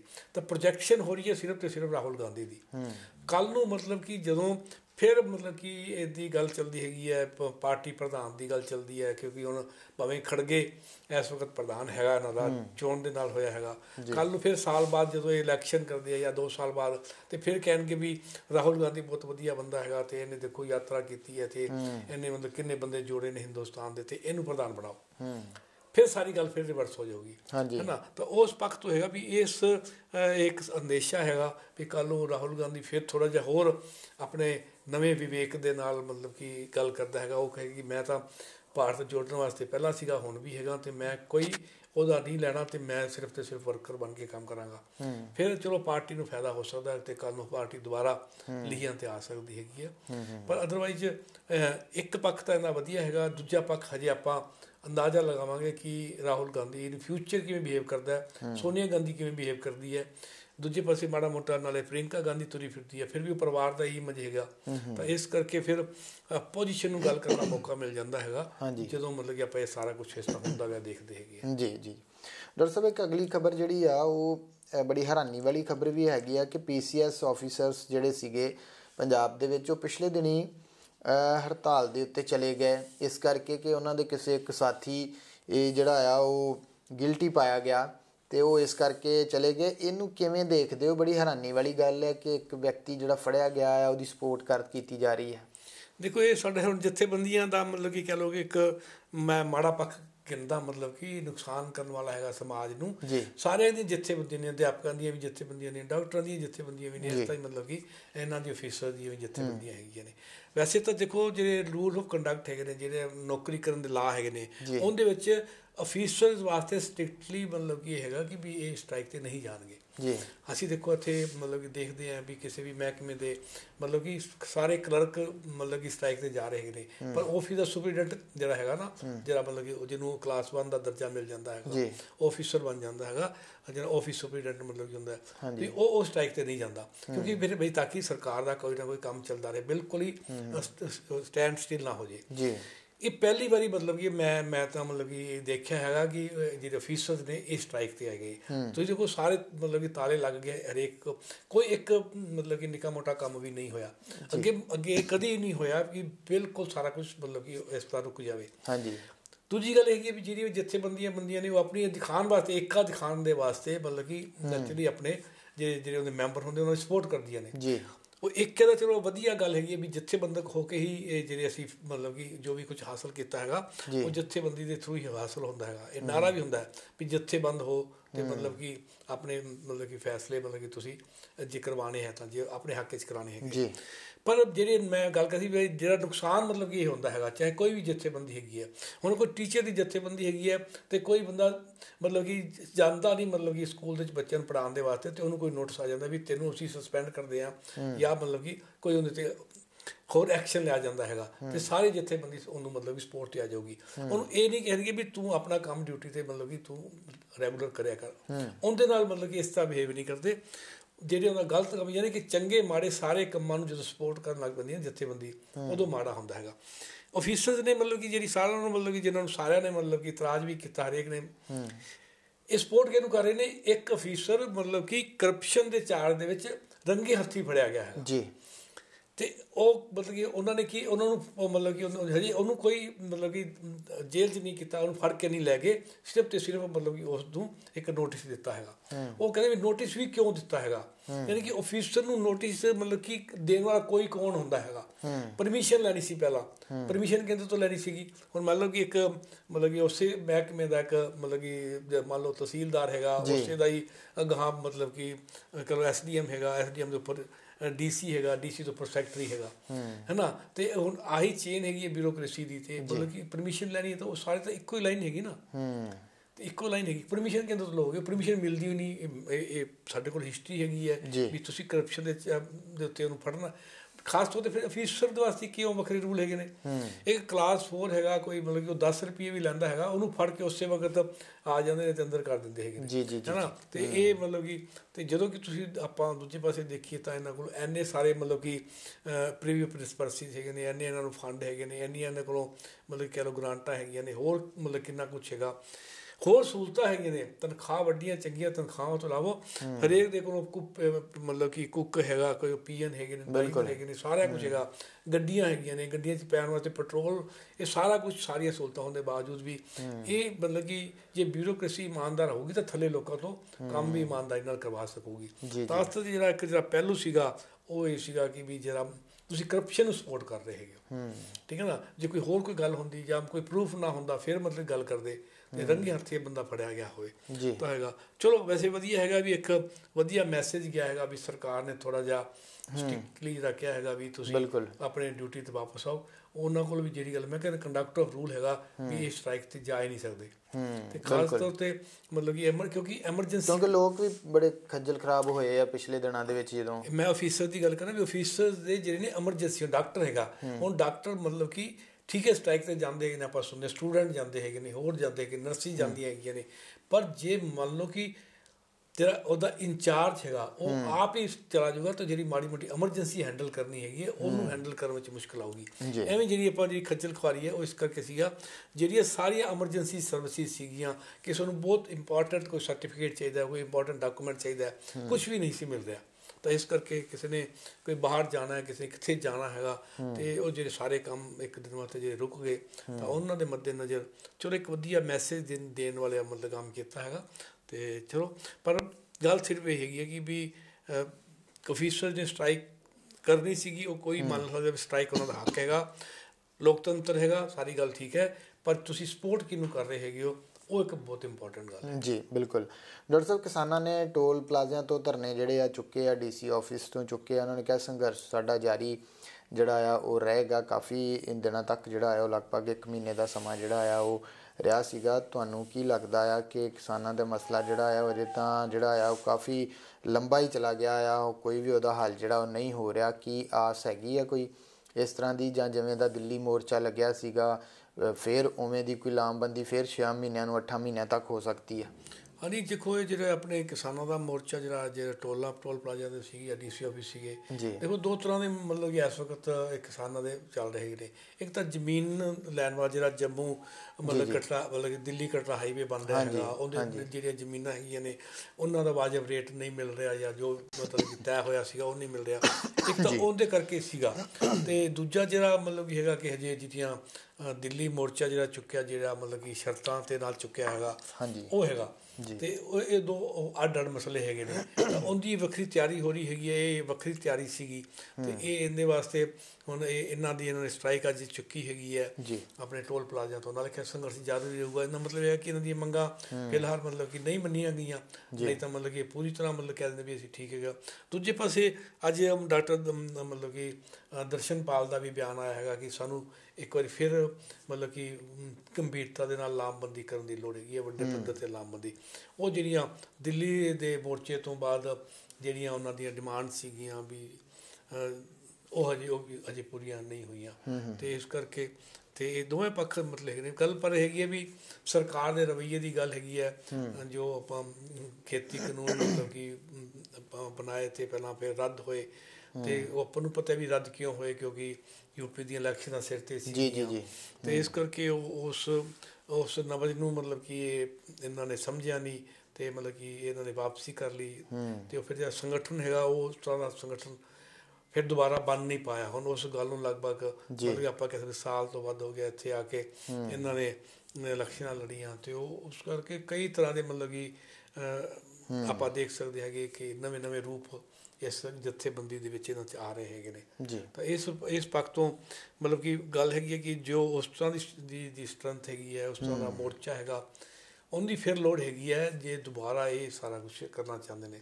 ਕਿਉਂਕਿ ਇੰਨੀ ਸਾਰੀ ਜਥੇਬੰਦੀਆਂ ਨੇ ਹਰੇਕ ਦੇ ਆਪਣੇ ਆਪਣੇ ਵਫਾਦ ਨੇ ਹਰੇਕ ਦੇ ਆਪਣੇ ਆਪਣੇ ਮਤਲਬ ਕਿ ਦਿਮਾਗ ਦੇ ਟੀਚੇ ਨੇ ਕੋਈ ਇਹਨੂੰ ਅੰਦਰ ਬੈਠ ਕੇ ਆਪ ਪਾਵਰ ਹਾਸਲ ਕਰਕੇ ਪੂਰੇ ਕਰਨਾ ਚਾਹੁੰਦਾ ਹੈ ਕਈ ਕਹਿੰਦੇ ਕਿ ਨਹੀਂ ਮਤਲਬ ਕਿ ਉਗਰਾਹਾਂ ਹੋਰਾਂ ਦਾ ਮਤਲਬ ਕਿ ਸ਼ੁਰੂ ਤੋਂ ਹੀ ਰਿਹਾ ਸਟੈਂਡ ਵੀ ਇਹ ਅੰਦਰ ਬੈਠ ਕੇ ਹੋਣੇ ਹੀ ਨਹੀਂ ਹੈਗੇ ਕਿਉਂਕਿ ਰੂਲ ਅਸੀਂ ਤਾਂ ਇੱਥੇ ਬੰਦੇ ਨਹੀਂ ਰੂਲ ਤਾਂ ਬਣੇ ਬਣਾਏ ਜਾਂਦੇ ਆ ਨਾ ਉੱਤੋਂ ਦੀ WTO ਦੀ ਗੱਲ ਕਰਦੇ ਆ ਉਹ ਇਸ ਤਰ੍ਹਾਂ ਦੀਆਂ ਮਤਲਬ ਕਿ ਅਤੇ ਆਪਾਂ ਨੂੰ ਪਤਾ ਹੀ ਵੀ ਸਾਰਾ ਇਹ ਖੇਡ ਸਰਮਾਏਦਾਰੀ ਦੀ ਹੈ ਮਤਲਬ ਕਿ ਅਤੇ ਉਹ ਸਰਮਾਏਦਾਰੀ ਜਦੋਂ ਆਪਣੇ ਚੱਲਦੀ ਹੈਗੀ ਹੈ ਤਾਂ ਉਹ ਚਾਲ ਤਰੀਕੇ ਲੱਭ ਲੈਂਦੀ ਹੈਗੀ ਹੈ।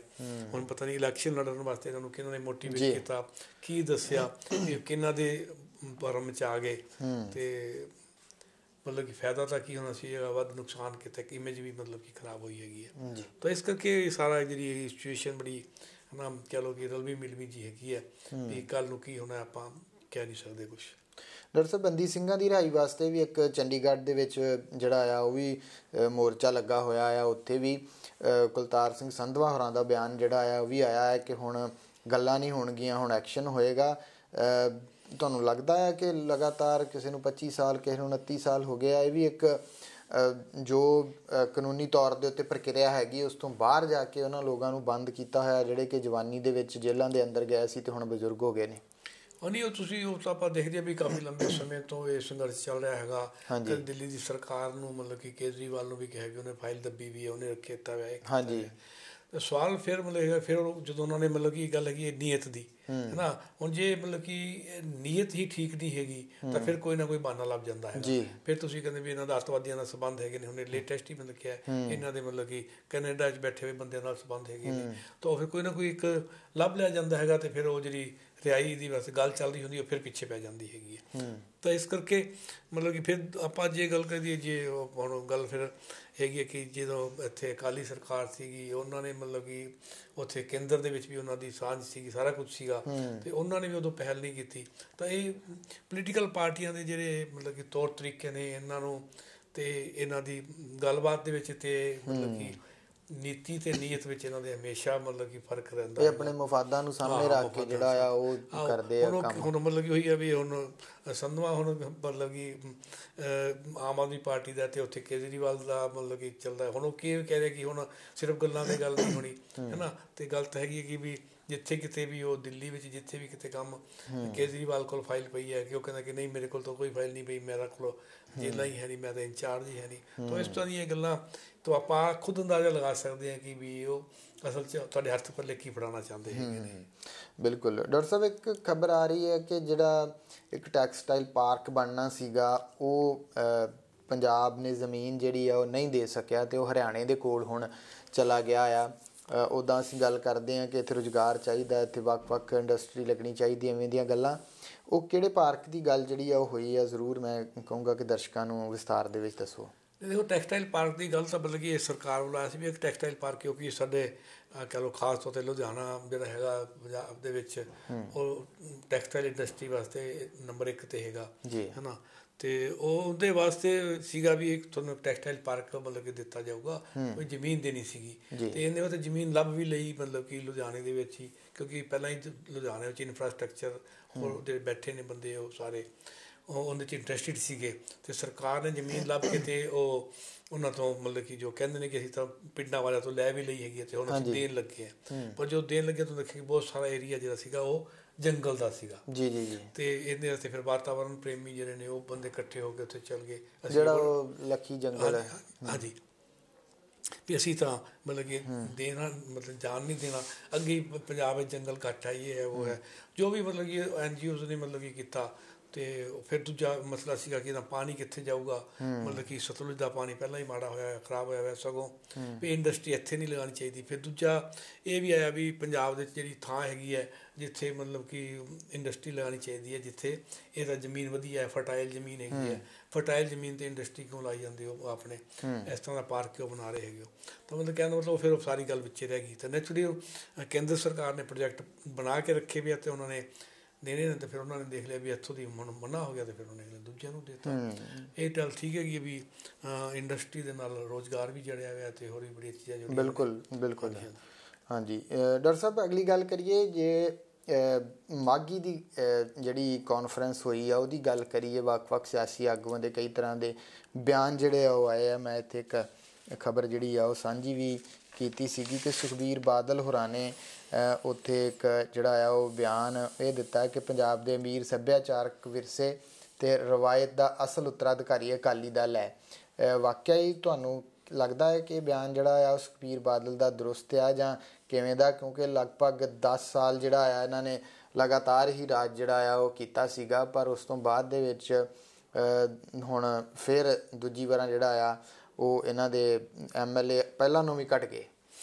ਉਹ ਤਾਂ ਚਲੋ ਮਤਲਬ ਕਿ ਸੁਖਬੀਰ ਬਾਦਲ ਹੋਰਾਂ ਨੂੰ ਆਪਣੇ ਅਕਾਲੀ ਦਲ ਦੀ ਹੋਂਦ ਦੇ ਉੱਤੇ ਮਤਲਬ ਕਿ ਝਾਤੀ ਮਾਰਨੀ ਚਾਹੀਦੀ ਹੈ। ਠੀਕ ਹੈ ਕਿ ਜਦੋਂ ਇਹ ਇਲੈਕਸ਼ਨ 'ਚ ਸੀਗੇ ਤਾਂ 100 ਸਾਲ ਪੁਰਾਣੀ ਪਾਰਟੀ ਅਤੇ ਇਸ ਤਰ੍ਹਾਂ ਦੀਆਂ ਗੱਲਾਂ ਕਰਦੇ ਸੀਗੇ, ਅਤੇ 100 ਸਾਲ ਪੁਰਾਣਾ ਤਾਂ ਮਤਲਬ ਇਹਨਾਂ ਨੂੰ ਬਾਦਲ ਆਪਣੇ ਸੁਖਬੀਰ ਹੋਰਾਂ ਨੂੰ ਤੁਸੀਂ ਪੁੱਛ ਲਓ ਵੀ ਉਹ ਜਦੋਂ ਬਣਿਆ ਸੀ ਉਹਨਾਂ ਦੇ ਕੀ ਟੀਚੇ ਸੀ, ਕੀ ਉਹ ਹਾਸਲ ਕਰਨਾ ਚਾਹੁੰਦੇ ਸੀਗੇ, ਕਿਸ ਮੰਤਵ ਨਾਲ ਮਤਲਬ ਕਿ ਇਹ ਪਾਰਟੀ ਬਣੀ ਸੀਗੀ ਹੈ। ਅਤੇ ਮਤਲਬ ਕਿ ਤੁਸੀਂ ਆਪਣੇ ਅੰਦਰ ਝਾਤੀ ਮਾਰ ਕੇ ਦੇਖ ਲਓ ਵੀ ਤੁਸੀਂ ਉਸ ਪਾਰਟੀ ਦਾ ਕੀ ਕਰਤਾ ਹੈ ਨਾ। ਉਹ ਸੱਭਿਆਚਾਰ ਦੀ ਗੱਲ ਜਿਹੜੀ ਤੁਸੀਂ ਕਹਿੰਦੇ ਵੀ ਹੈਗੀ ਹੈ, ਠੀਕ ਹੈ ਵੀ ਉਹ ਪੰਜਾਬੀ ਸੱਭਿਆਚਾਰ ਨੂੰ ਲੈ ਕੇ ਬਣੀ ਵੀ ਪਾਰਟੀ ਮਤਲਬ ਕਿ ਸੀਗੀ, ਸਿੱਖੀ ਦੇ ਸਿਧਾਂਤਾਂ 'ਤੇ ਸੀਗੀ, ਮੀਰੀ ਪੀਰੀ ਦਾ ਸਿਧਾਂਤ ਸੀਗਾ, ਅਤੇ ਉਹ ਸਾਰਾ ਕੁਛ ਤਾਂ ਹੀ ਤਾਂ SGPC ਅਤੇ ਸ਼੍ਰੋਮਣੀ ਅਕਾਲੀ ਦਲ ਮਤਲਬ ਕਿ ਇਕੱਠੇ ਹੋ ਕੇ ਚੱਲਦੇ ਸੀਗੇ। ਮੈਂ ਕੱਲ੍ਹ ਹੀ ਸੁਣ ਰਿਹਾ ਸੀਗਾ ਵੀ ਇਹ ਸਾਨੂੰ ਬਰਬਾਦ ਕਰਨ ਦੇ ਵਾਸਤੇ ਹੈ ਨਾ ਵੀ ਬਾਦਲ ਕਰਕੇ ਸਾਨੂੰ ਬਰਬਾਦ ਕਰਨਾ ਚਾਹੁੰਦੇ ਹੈ, ਅਤੇ ਸ਼੍ਰੋਮਣੀ ਅਕਾਲੀ ਦਲ 'ਤੇ ਅਟੈਕ ਕਰਨਾ ਹੈਗਾ, ਅਤੇ ਫਿਰ SGPC ਵਿੱਚ ਪਾ ਲੈਂਦੇ ਆ, ਇਹ ਵੀ ਕਰ ਲੈਂਦੇ ਆ। ਅਤੇ ਹੁਣ ਆਪਾਂ ਕਹੀਏ ਵੀ SGPC ਅਤੇ ਸ਼੍ਰੋਮਣੀ ਅਕਾਲੀ ਦਲ ਵੱਖਰੇ ਕਦੋਂ ਹੋਏ ਹੈ ਨਾ, ਜਾਂ ਵੱਖਰੀ ਹੋਣ ਦਿਖਾਈ ਹੈ ਕਦੇ ਹੈ ਨਾ, ਤਾਂ ਮਤਲਬ ਕਿ ਇਹਨਾਂ ਨੂੰ ਆਪਣੇ ਮਤਲਬ ਕਿ ਇਤਿਹਾਸ 'ਤੇ ਆਪ ਝਾਤੀ ਮਾਰਨੀ ਚਾਹੀਦੀ ਹੈ ਵੀ ਇਹ ਤੇਰਾ ਦਲ ਸੀਗਾ ਸ਼੍ਰੋਮਣੀ ਅਕਾਲੀ ਦਲ ਬਣਿਆ ਕਿਸ ਮਕਸਦ ਵਾਸਤੇ ਸੀਗਾ, ਅਤੇ ਤੁਸੀਂ ਉਸ ਪੈੜਾਂ 'ਤੇ ਚੱਲੇ ਹੋ ਕਿ ਨਹੀਂ ਚੱਲੇ। ਆਪਣੀ ਮਤਲਬ ਕਿ ਤੁਸੀਂ ਹੋਂਦ ਹੋਣੀ ਦੇਖ ਲਓ ਵੀ ਪਹਿਲਾਂ ਤੋਂ ਹੌਲੀ ਹੌਲੀ ਤੁਸੀਂ 10 ਸਾਲ ਲਗਾਤਾਰ ਰਾਜ ਕੀਤਾ। 10 ਸਾਲ ਦੀ ਗੱਲ ਨਹੀਂ ਹੈਗੀ, ਆਪਾਂ ਜੇ ਕਹੀਏ ਤਾਂ ਜਦੋਂ ਦਾ ਪੰਜਾਬ ਬਣਿਆ ਹੈਗਾ ਉਸ ਤੋਂ ਮਤਲਬ ਕਿ ਪ੍ਰਕਾਸ਼ ਸਿੰਘ ਬਾਦਲ ਅਤੇ 5 ਵਾਰੀ ਮੁੱਖ ਮੰਤਰੀ। ਹਾਂਜੀ, ਅਤੇ ਉਹ ਕਹਿੰਦਾ ਵੀ ਇੰਨੀ ਵੱਡੀ ਲੰਮਾ ਸਮਾਂ ਤੁਹਾਡੇ ਕੋਲ ਸਿਆਸਤ ਰਹੀ ਹੈ, ਤਾਂ ਪਤਾ ਨਹੀਂ ਲੰਬੇ ਸਮੇਂ ਦੀ ਸਿਆਸਤ ਨੇ ਤੁਹਾਨੂੰ ਇਹ ਕਰਤਾ ਕਿ ਸਾਨੂੰ ਕੋਈ ਇੱਥੇ ਹੈਰਾਨ ਵਾਲਾ ਹੀ ਨਹੀਂ ਹੈ ਮਤਲਬ ਕਿ। ਅਤੇ ਇਹ ਕਹਿਣ ਨਾਲ ਨਹੀਂ ਗੱਲ ਬਣਦੀ ਵੀ ਇਹ ਸਾਡੀ ਸਿਆਸੀ ਪਾਰਟੀ ਹੈ, ਅਸੀਂ ਸਮਝਦੇ ਹਾਂ ਪੰਜਾਬ ਨੂੰ। ਇਹ ਗੱਲ ਕਹਿਣ ਨਾਲ ਨਹੀਂ ਹੁੰਦੀ, ਇਹ ਮਤਲਬ ਕਿ ਲੋਕਾਂ ਦੇ ਵਿੱਚ ਜਾ ਕੇ ਦਿਖਾਉਣ ਨਾਲ ਅਤੇ ਉਹਨਾਂ ਦੇ ਕੁਛ ਮਸਲੇ ਹੱਲ ਕਰਨ ਨਾਲ ਹੁੰਦੀ ਹੈਗੀ। ਜੀ ਜ਼ਮੀਨ 'ਤੇ ਨਜ਼ਰ ਆਉਣੀ ਚਾਹੀਦੀ। ਬਿਲਕੁਲ, ਬਹੁਤ ਸਾਰੇ ਮਸਲੇ ਜਿਹੜੇ ਆ ਅਕਾਲੀ ਦਲ ਹੱਲ ਕਰਵਾ ਵੀ ਸਕਦਾ ਸੀਗਾ। ਸੈਂਟਰ ਦੇ ਵਿੱਚ ਵੀ BJP ਸਰਕਾਰ ਜਿਹੜੀ ਆ ਉਹ ਰਹੀ ਆ, ਪਰ ਹੁਣ ਜਿਹੜੇ ਮਸਲੇ ਉਦੋਂ ਇਹ ਹੱਲ ਨਹੀਂ ਕਰਾ ਸਕੇ ਉਹਨਾਂ ਵਾਸਤੇ ਹੁਣ ਜਿਹੜੇ ਆ ਉਹ ਪ੍ਰਦਰਸ਼ਨ ਕਰ ਰਹੇ ਆ। ਜਿਵੇਂ ਬੰਦੀ ਸਿੰਘਾਂ ਦੀ ਰਿਹਾਈ ਦੀ ਗੱਲ, ਉਹ ਸਾਰਾ ਕੁਛ ਜਿਹੜਾ ਆ ਉਹ ਹੋ ਸਕਦਾ ਸੀਗਾ ਪਰ ਜਾਣਬੁੱਝ ਕੇ ਨਹੀਂ ਕੀਤਾ ਗਿਆ। ਅਤੇ ਡਾਕਟਰ ਸਾਹਿਬ ਅਗਲੀ ਗੱਲ ਕਰੀਏ, ਇੱਕ ਬੜੀ ਖਬਰ ਸੁਣਨ ਨੂੰ ਮਿਲਦੀ ਆ ਕਿ ਨੌਜਵਾਨ ਜਿਹੜੇ ਆ ਉਹਨਾਂ ਦੇ ਵਿੱਚ ਹਾਰਟ ਅਟੈਕ ਦੀ ਜਿਹੜੀ ਆ ਉਹ ਬੜੀ ਪ੍ਰੋਬਲਮ ਉਹਨਾਂ ਨੂੰ ਆ ਰਹੀ ਆ। ਕੈਨੇਡਾ ਦੀ ਗੱਲ ਕਰੀਏ, ਉੱਥੇ ਕਹਿੰਦੇ ਆ ਕਿ ਕਈ ਵਾਰ ਸਟਰੈਸ ਇੰਨਾ ਹੁੰਦਾ ਆ, ਜਾਂ ਮੌਸਮ ਜਿਹੜਾ ਆ ਉਹ ਇੱਕਦਮ ਚੇਂਜ ਹੁੰਦਾ ਆ, ਜਾਂ ਹੁਣ ਅੱਜ ਦੀ ਖਬਰ ਇੱਕ ਜਿਹੜੀ ਸਾਂਝੀ ਕੀਤੀ ਹੈ ਕਿ ਇੱਥੇ ਇੱਕ ਵਿਆਹ ਵੇਖਣ ਵਾਸਤੇ ਨੌਜਵਾਨ ਆਇਆ 22-25 ਸਾਲ ਦਾ, ਅਤੇ ਉਹਨੂੰ ਹਾਰਟ ਅਟੈਕ ਹੋ ਗਿਆ। ਇਹ ਲਗਾਤਾਰ ਇਵੇਂ ਕਿਉਂ ਹੋ ਰਿਹਾ? ਪਹਿਲਾਂ ਨੌਜਵਾਨਾਂ ਦੇ ਵਿੱਚ ਇਹ ਚੀਜ਼ ਜਿਹੜੀ ਆ ਉਹ ਘੱਟ ਦੇਖਣ ਨੂੰ ਮਿਲਦੀ ਸੀ, ਪਰ ਹੁਣ ਕੀ ਇਹ ਵਾਤਾਵਰਨ ਦੀ ਤਬਦੀਲੀ ਜਾਂ ਕੋਈ ਮੌਸਮ ਕਰਕੇ ਹੋ ਰਿਹਾ ਵਾ, ਜਾਂ ਕੋਈ ਖੁਰਾਕ ਜਿਹੜੀ ਆਪਾਂ ਖਾ ਰਹੇ ਹਾਂ ਉਹਦੇ ਕਰਕੇ ਇਹ ਦਿੱਕਤ ਜਿਹੜੀ ਆ ਉਹ ਆ ਰਹੀ ਆ? ਦੇਖੋ, ਜਦ ਤੱਕ ਹਾਰਟ ਦੀ ਮਤਲਬ ਕਿ ਨੌਜਵਾਨਾਂ ਦੇ ਮਰਨ ਦੀ ਅਤੇ ਹਾਰਟ ਅਟੈਕ ਦੀ ਗੱਲ ਹੈਗੀ ਹੈ ਨਾ, ਦੇਖੋ ਜਦੋਂ ਵੀ ਕੋਈ ਬੰਦਾ ਮਰਦਾ ਹੈ ਨਾ ਅਤੇ ਉਹਦੇ ਉੱਤੇ ਸਰਟੀਫਿਕੇਟ 'ਤੇ ਮਤਲਬ ਕਿ ਜੋ ਲਿਖਿਆ ਜਾਂਦਾ ਨਾ, ਉਹ ਲਿਖਿਆ ਜਾਂਦਾ ਵੀ ਇਹਦਾ ਕਾਰਨ ਕੀ ਮਰਨ ਦਾ ਕਾਰਨ ਹਾਰਟ ਅਟੈਕ ਹੀ ਹੈ। ਕਿਉਂਕਿ ਜੇ ਤੁਹਾਡਾ ਦਿਲ ਰੁਕ ਗਿਆ ਤਾਂ ਤੁਸੀਂ ਮਰ ਗਏ, ਜਾਂ ਤੁਹਾਡਾ ਸਾਹ ਰੁਕ ਗਿਆ, ਦੋ ਹੀ ਰੀਜ਼ਨ ਹੁੰਦੇ ਹੈਗੇ ਨੇ ਦੁਆ ਕਰਕੇ। ਮਤਲਬ ਕਿ ਭਾਵੇਂ ਕਿ ਸਾਰੀ ਬੋਡੀ ਜੁੜੀ ਹੋਈ ਹੈ, ਦਿਲ ਰੁਕ ਗਿਆ ਤਾਂ ਸਾਹ ਪੇ ਰੁਕ ਗਿਆ, ਸਾਹ ਰੁਕ ਗਿਆ ਤਾਂ ਦਿਲ ਵੀ ਰੁਕ ਜੂਗਾ। ਇੱਕ ਨਵੀਂ ਡੈਥ ਵੀ ਹੈ, ਤੀਜੀ ਕੈਟਾਗਰੀ ਹੈ ਬ੍ਰੇਨ ਡੈਥ ਜਿਹਨੂੰ ਆਪਾਂ ਕਹਿੰਦੇ ਹਾਂ। ਪਰ ਤੁਸੀਂ ਹਾਰਟ ਅਟੈਕ ਦੀ ਗੱਲ ਕੀਤੀ ਹੈ ਅਤੇ ਨੌਜਵਾਨਾਂ ਦੀ ਗੱਲ ਕੀਤੀ ਹੈ। ਹਾਰਟ ਅਟੈਕ ਦੇ ਜੇ ਕਰਾਂ ਤਾਂ ਮੁੱਖ ਤੌਰ ਦੇ ਉੱਤੇ 3 ਕਾਰਨ ਹੈਗੇ ਨੇ।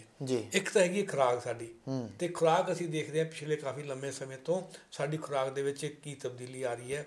ਅਸੀਂ ਜਿਹੜੇ ਮੈਕਡੋਨਲਡ ਐਂਡ KFC ਟਾਈਪ ਜਿਹੜੇ ਸਾਡੇ ਮਤਲਬ ਕਿ ਸੜਕ ਦੇ ਮਤਲਬ ਕਿ 100 ਗਜ ਦੇ ਉੱਤੇ ਜਿਹੜੇ ਨਵੇਂ ਮਤਲਬ ਕਿ ਖੁੱਲ੍ਹ ਕੇ ਆ ਰਹੇ, ਅਸੀਂ ਬੜੇ ਖਾਣ ਦੇ ਆਦੀ ਹੈਗੇ ਹੈ, ਤਾਂ ਉੱਥੇ ਜਿਹੜੀ ਵੱਧ ਰਹੀ ਹੈਗੀ ਹੈ। ਅਤੇ ਉਹ ਮਤਲਬ ਇਹ ਵੀ ਹੁਣ ਰਿਸਰਚ ਹੋਈ ਹੈ ਕਿ ਮੈਕਡੋਨਲਡ ਨੇ ਮਤਲਬ ਕਿ ਜਿੰਨੀ ਮਤਲਬ ਕਿ ਮੋਟਾਪਾ ਵਧਾਇਆ ਹੈਗਾ, ਅਤੇ ਮੋਟਾਪੇ ਨੇ ਅੱਗੋਂ ਜਿੰਨੀਆਂ ਮਤਲਬ ਕਿ ਹਾਰਟ ਅਟੈਕ ਕੀਤੇ ਗਏ ਨੇ ਉਹ ਮੈਕਡੋਨਲਡ ਦੇ ਕਾਰਨ ਹੈਗੇ ਨੇ। ਠੀਕ ਹੈ ਕਿ ਉਹ ਤੁਸੀਂ ਉਹਨੂੰ ਸਿੱਧਾ ਉਹਨੂੰ ਪ੍ਰੂਵ ਕਰਕੇ ਉਸ ਦਾ, ਪਰ ਇਹ ਸਟੱਡੀ ਹੈਗੀ ਹੈ ਇੱਕ। ਅਤੇ ਦੂਜੀ ਗੱਲ ਹੈਗੀ ਹੈ ਸਾਡਾ ਇੱਕ ਸਟਾਈਲ ਜਿਹੜਾ ਹੈਗਾ, ਮਤਲਬ ਕਿ ਤੁਸੀਂ ਹੱਥ ਨਾਲ ਕੰਮ ਨਹੀਂ ਕਰਦੇ ਹੈ ਨਾ। ਹਰੇਕ ਚੀਜ਼ ਹੁਣ ਸਾਡੀ ਮਤਲਬ ਕਿ ਘਰ ਤੋਂ ਅਸੀਂ ਸਬਜ਼ੀ ਲੈਣ ਵੀ ਜਾਣੀ ਹੋਵੇ 100 ਗਜ 'ਤੇ ਵੀ ਤਾਂ ਵੀ ਅਸੀਂ ਸਾਈਕਲ ਤਾਂ ਛੱਡੋ, ਮਤਲਬ ਕਿ ਅਸੀਂ ਮਤਲਬ ਕਿ ਚਾਹੁੰਦੇ ਹੈਗੇ ਕਿ ਸਕੂਟਰ ਹੋਵੇ, ਕਾਰ ਹੋਵੇ, ਕਿਤੇ ਹੋਰ ਜਾਣਾ ਹੈਗਾ ਤਾਂ ਇਹ ਹੈਗਾ ਕਿ ਅਸੀਂ ਪੈਦਲ ਤੱਕ ਨਹੀਂ ਜਾ ਰਹੇ। ਇਹ 2 ਵੱਡੇ ਕਾਰਨ ਹੈਗੇ ਨੇ। ਤੀਜਾ ਜਿਹੜਾ ਕਾਰਨ ਹੈਗਾ, ਮੈਂ ਕਿਉਂਕਿ ਇਹਨਾਂ ਨੂੰ ਫਿਰ ਦੋਵਾਂ ਨੂੰ ਆਪ ਹੀ ਮੈਂ ਕਹਿ ਕੇ ਫਿਰ ਮੈਂ ਤੁਹਾਨੂੰ ਪਿੱਛੇ ਕਰਦਾ, ਕਿਉਂਕਿ ਦੇਖੋ ਪਿੱਛੇ ਜੇ ਕੁਝ ਫਿਲਮ ਦੇ ਮਤਲਬ ਕਿ ਜਿਹੜੇ ਐਕਟਰ ਨੇ ਉਹਨਾਂ ਦੀ ਵੀ ਮਤਲਬ ਕਿ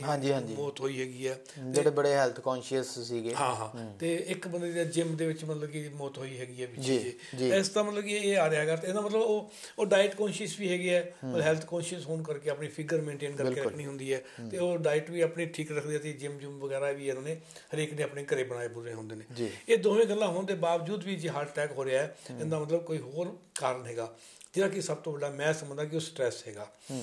ਰੈਟ ਰੇਸ ਵਿੱਚ ਸਾਰੇ ਹੈਗੇ ਆ, ਅਸੀਂ ਸਾਰੇ ਬਾਜੀ ਦੌੜ 'ਚ ਪਏ ਹੋਏ ਹੈਗੇ ਆ ਵੀ ਅੱਜ ਇੰਨੇ ਪੈਸੇ ਕਮਾਉਣੇ ਆ, ਅਗਲੇ ਦਿਨ ਤੁਸੀਂ ਦੇਖ ਲਓ ਕੋਈ ਜ਼ਮਾਨਾ ਹੁੰਦਾ ਸੀਗਾ ਵੀ ਤੁਹਾਨੂੰ ਇੱਕ ਨੌਕਰੀ ਮਿਲ ਗਈ, ਚੰਗੀ ਨੌਕਰੀ ਮਿਲ ਗਈ, ਤੇ ਤੁਸੀਂ ਸੈਟਿਸਫਾਈਡ ਹੋ ਗਏ, ਹੈ ਨਾ, ਬਈ ਲੱਗਦਾ ਵੀ ਇਹਦੇ ਨਾਲ ਵਧੀਆ ਸਾਡਾ ਗੁਜ਼ਾਰਾ ਹੋ ਰਿਹਾ।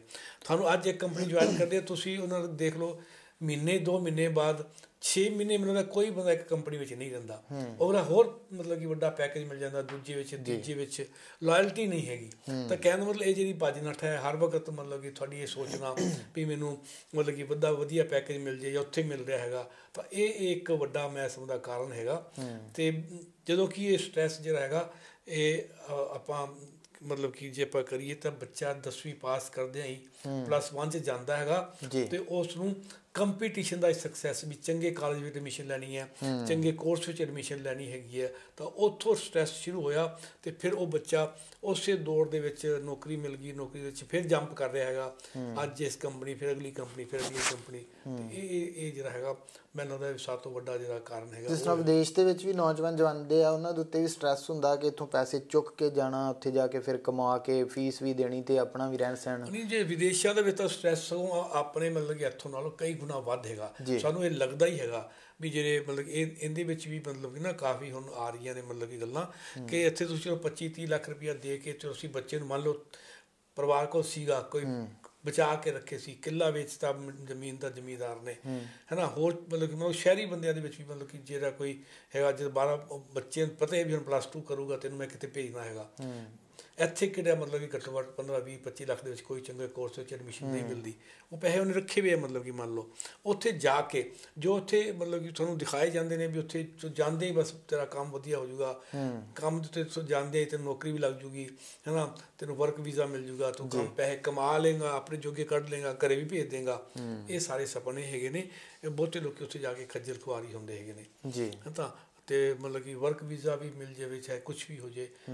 ਇਹਦਾ ਮਤਲਬ ਵਰਕ ਵੀਜ਼ਾ ਦਾ ਮਤਲਬ ਹੈ ਕਿ ਦਰਅਸਲ ਇੱਥੇ ਲੋਕਾਂ ਨੂੰ ਜਿਹੜੀ ਫੋਰਨ 'ਚ ਜਾਣ ਦੀ ਦੌੜ ਹੈਗੀ ਹੈ, ਉਹਨਾਂ ਨੂੰ ਨਾ ਕੋਈ ਪੜ੍ਹਨ ਜਾਂਦੇ ਹੈ, ਨਾ ਮਤਲਬ ਕਿ ਹੋਰ ਕੁਛ ਕਰਨ ਜਾਂਦੇ ਹੈਗੇ, ਉਹ ਉੱਥੇ PR ਵਾਸਤੇ ਜਾਂਦੇ ਹੈ, ਅਤੇ PR ਵਾਸਤੇ ਫਿਰ ਜੋ ਉੱਥੇ ਜਾ ਕੇ ਭਟਕਣ ਹੈਗੀ ਹੈ, ਜੋ ਭੱਜ ਨੱਠ ਹੈਗੀ ਹੈ, ਤਾਂ ਦੇਖੋ ਵੀ ਉਹ ਨਸ਼ਿਆਂ ਦੇ ਵਾਸਤੇ ਸੁਈਸਾਈਡ ਦਾ ਰੇਟ ਜਿਹੜਾ ਹੈਗਾ, ਲੜਕੀਆਂ ਦੀਆਂ ਜਿਹੜੀ ਪ੍ਰੋਸਟੀਟਿਊਸ਼ਨ ਦੀ ਗੱਲ ਹੈਗੀ ਹੈ, ਉਹ ਮਤਲਬ ਕਿ ਕੰਮ ਜਿਹੜੇ ਨੇ ਹੁਣ ਉਹਨਾਂ ਦੀਆਂ ਤੁਹਾਨੂੰ ਹੁਣ ਜਿਹੜਾ ਉੱਥੇ ਬੱਚਾ ਚਲਾ ਗਿਆ, ਹੁਣ ਜਿਹਨੇ ਆਪ ਜਿੱਦ ਕਰਕੇ ਘਰੇ ਕਿਹਾ ਕਿ ਮੈਂ ਜਾਣਾ ਹੈਗਾ, ਹੁਣ ਉੱਥੇ ਜਾ ਕੇ ਉਹ ਨਹੀਂ ਦੱਸਦਾ ਮਤਲਬ ਕਿ ਵੀ ਮੈਂ ਕਿਸ ਤਕਲੀਫ ਵਿੱਚ ਹੈਗਾ, ਅਤੇ ਉਹ ਫਿਰ ਉੱਥੇ ਰਹਿੰਦਾ ਹੈਗਾ, ਅਤੇ ਉਸ ਤਕਲੀਫ 'ਚ ਰਹਿੰਦਾ ਹੈਗਾ, ਅਤੇ ਉਹ ਫਿਰ ਤਕਲੀਫ ਜਿਹੜੀ ਹੈਗੀ ਅਲਟੀਮੇਟਲੀ ਕਿਤੇ ਨਾ ਕਿਤੇ ਤਾਂ ਜਿਵੇਂ ਕਹਿੰਦੇ ਗੁਬਾਰਾ ਫੁੱਟਣਾ ਹੁੰਦਾ ਹੈ, ਉੱਥੇ ਫੁੱਟਦਾ ਹੈਗਾ। ਜੀ ਡਾਕਟਰ ਸਾਹਿਬ, ਸਮਾਂ ਆਪਣੇ ਕੋਲ ਥੋੜ੍ਹਾ ਜਿਹਾ, ਆਪਾਂ ਜਾਂਦਿਆਂ ਇੱਕ ਵਾਰ ਗੱਲ ਕਰ ਲਈਏ ਕਿ ਜਿਹੜੀ ਠੰਡ ਹੁਣ ਫਿਰ ਜ਼ੋਰ ਜਿਹੜਾ ਆ ਉਹ ਠੰਡ ਨੇ ਕਾਫੀ ਫੜਿਆ ਆ, ਕੋਹਰਾ ਵੀ ਪੈ ਰਿਹਾ, ਹਵਾ ਬਹੁਤ ਤੇਜ਼ ਚੱਲਦੀ ਹੈ ਦਿਨ ਵੇਲੇ, ਤਾਂ ਇਸ ਠੰਡ ਤੋਂ ਬੱਚਿਆਂ ਨੂੰ, ਬਜ਼ੁਰਗਾਂ ਨੂੰ, ਨੌਜਵਾਨਾਂ ਨੂੰ ਕਿਵੇਂ ਆਪਣਾ ਖਿਆਲ ਜਿਹੜਾ ਉਹ ਰੱਖਣਾ ਚਾਹੀਦਾ, ਜਾਂ ਜਿਵੇਂ ਗਲੇ ਦੀ ਪ੍ਰੋਬਲਮ ਆ ਜਾਂਦੀ ਆ ਜਾਂ ਕੋਈ ਚੈਸਟ ਕੰਜੈਸ਼ਨ ਹੋ ਜਾਂਦੀ ਆ, ਉਹਦੇ ਵਾਸਤੇ ਕਿਵੇਂ ਜਿਹੜਾ ਆ ਉਹ ਧਿਆਨ ਰੱਖਣਾ ਆ?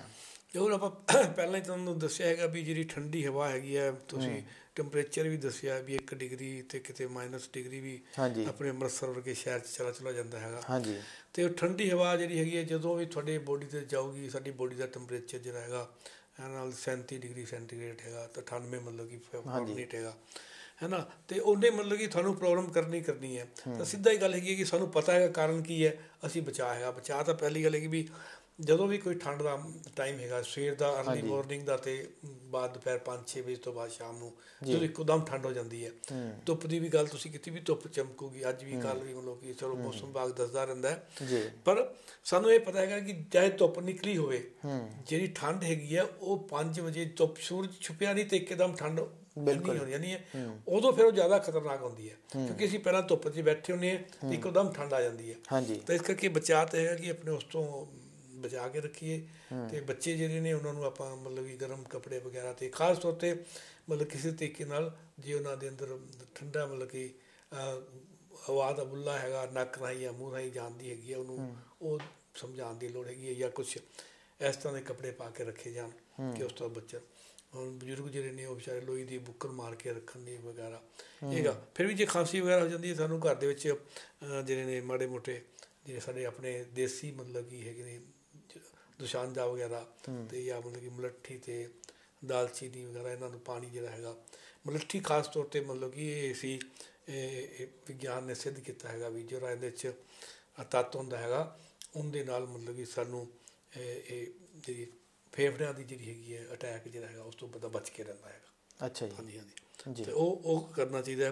ਅਦਰਵਾਈਜ਼ ਜੀ ਗਰਮ ਪਾਣੀ ਦਾ ਇਸਤੇਮਾਲ ਮਤਲਬ ਕੀਤਾ ਜਾਵੇ ਠੰਡੇ ਦੀ ਬਜਾਏ, ਤਾਂ ਕਿ ਮਤਲਬ ਜੇ ਮਤਲਬ ਮਾੜੀ ਮੋਟੀ ਠੰਡੀ ਹਵਾ ਜਾਂਦੀ ਵੀ ਹੈ ਤੁਸੀਂ ਉਹ ਸਰੀਰ ਨੂੰ ਆਪਣੇ ਗਰਮ ਪਾਣੀ ਦੇ ਨਾਲ ਮਤਲਬ ਕਿ ਉਹਨੂੰ ਪ੍ਰੋ ਰੱਖ ਸਕਦੇ ਹੈਗੇ। ਜੀ ਸੋ ਡਾਕਟਰ ਸਾਹਿਬ ਬਹੁਤ ਬਹੁਤ ਧੰਨਵਾਦ ਤੁਹਾਡਾ। ਸੋ ਅੱਜ ਦੇ ਬ੍ਰੇਕਫਾਸਟ ਸ਼ੋਅ ਦੇ ਵਿੱਚ ਡਾਕਟਰ ਸਾਹਿਬ ਨੇ ਸਮੁੱਚੀਆਂ ਖਬਰਾਂ ਦੇ ਉੱਤੇ ਵੀ ਚਰਚਾ ਜਿਹੜੀ ਉਹ ਕੀਤੀ, ਅਤੇ ਨਾਲ ਜਿਹੜਾ ਆ ਉਹ ਇਹ ਵੀ ਦੱਸਿਆ ਕਿ ਕਿਵੇਂ ਜਿਹੜਾ ਆ ਠੰਡ ਦੇ ਵਿੱਚ ਆਪਣਾ ਜਿਹੜਾ ਬਚਾਅ ਆ ਉਹ ਤੁਸੀਂ ਰੱਖਣਾ ਆ।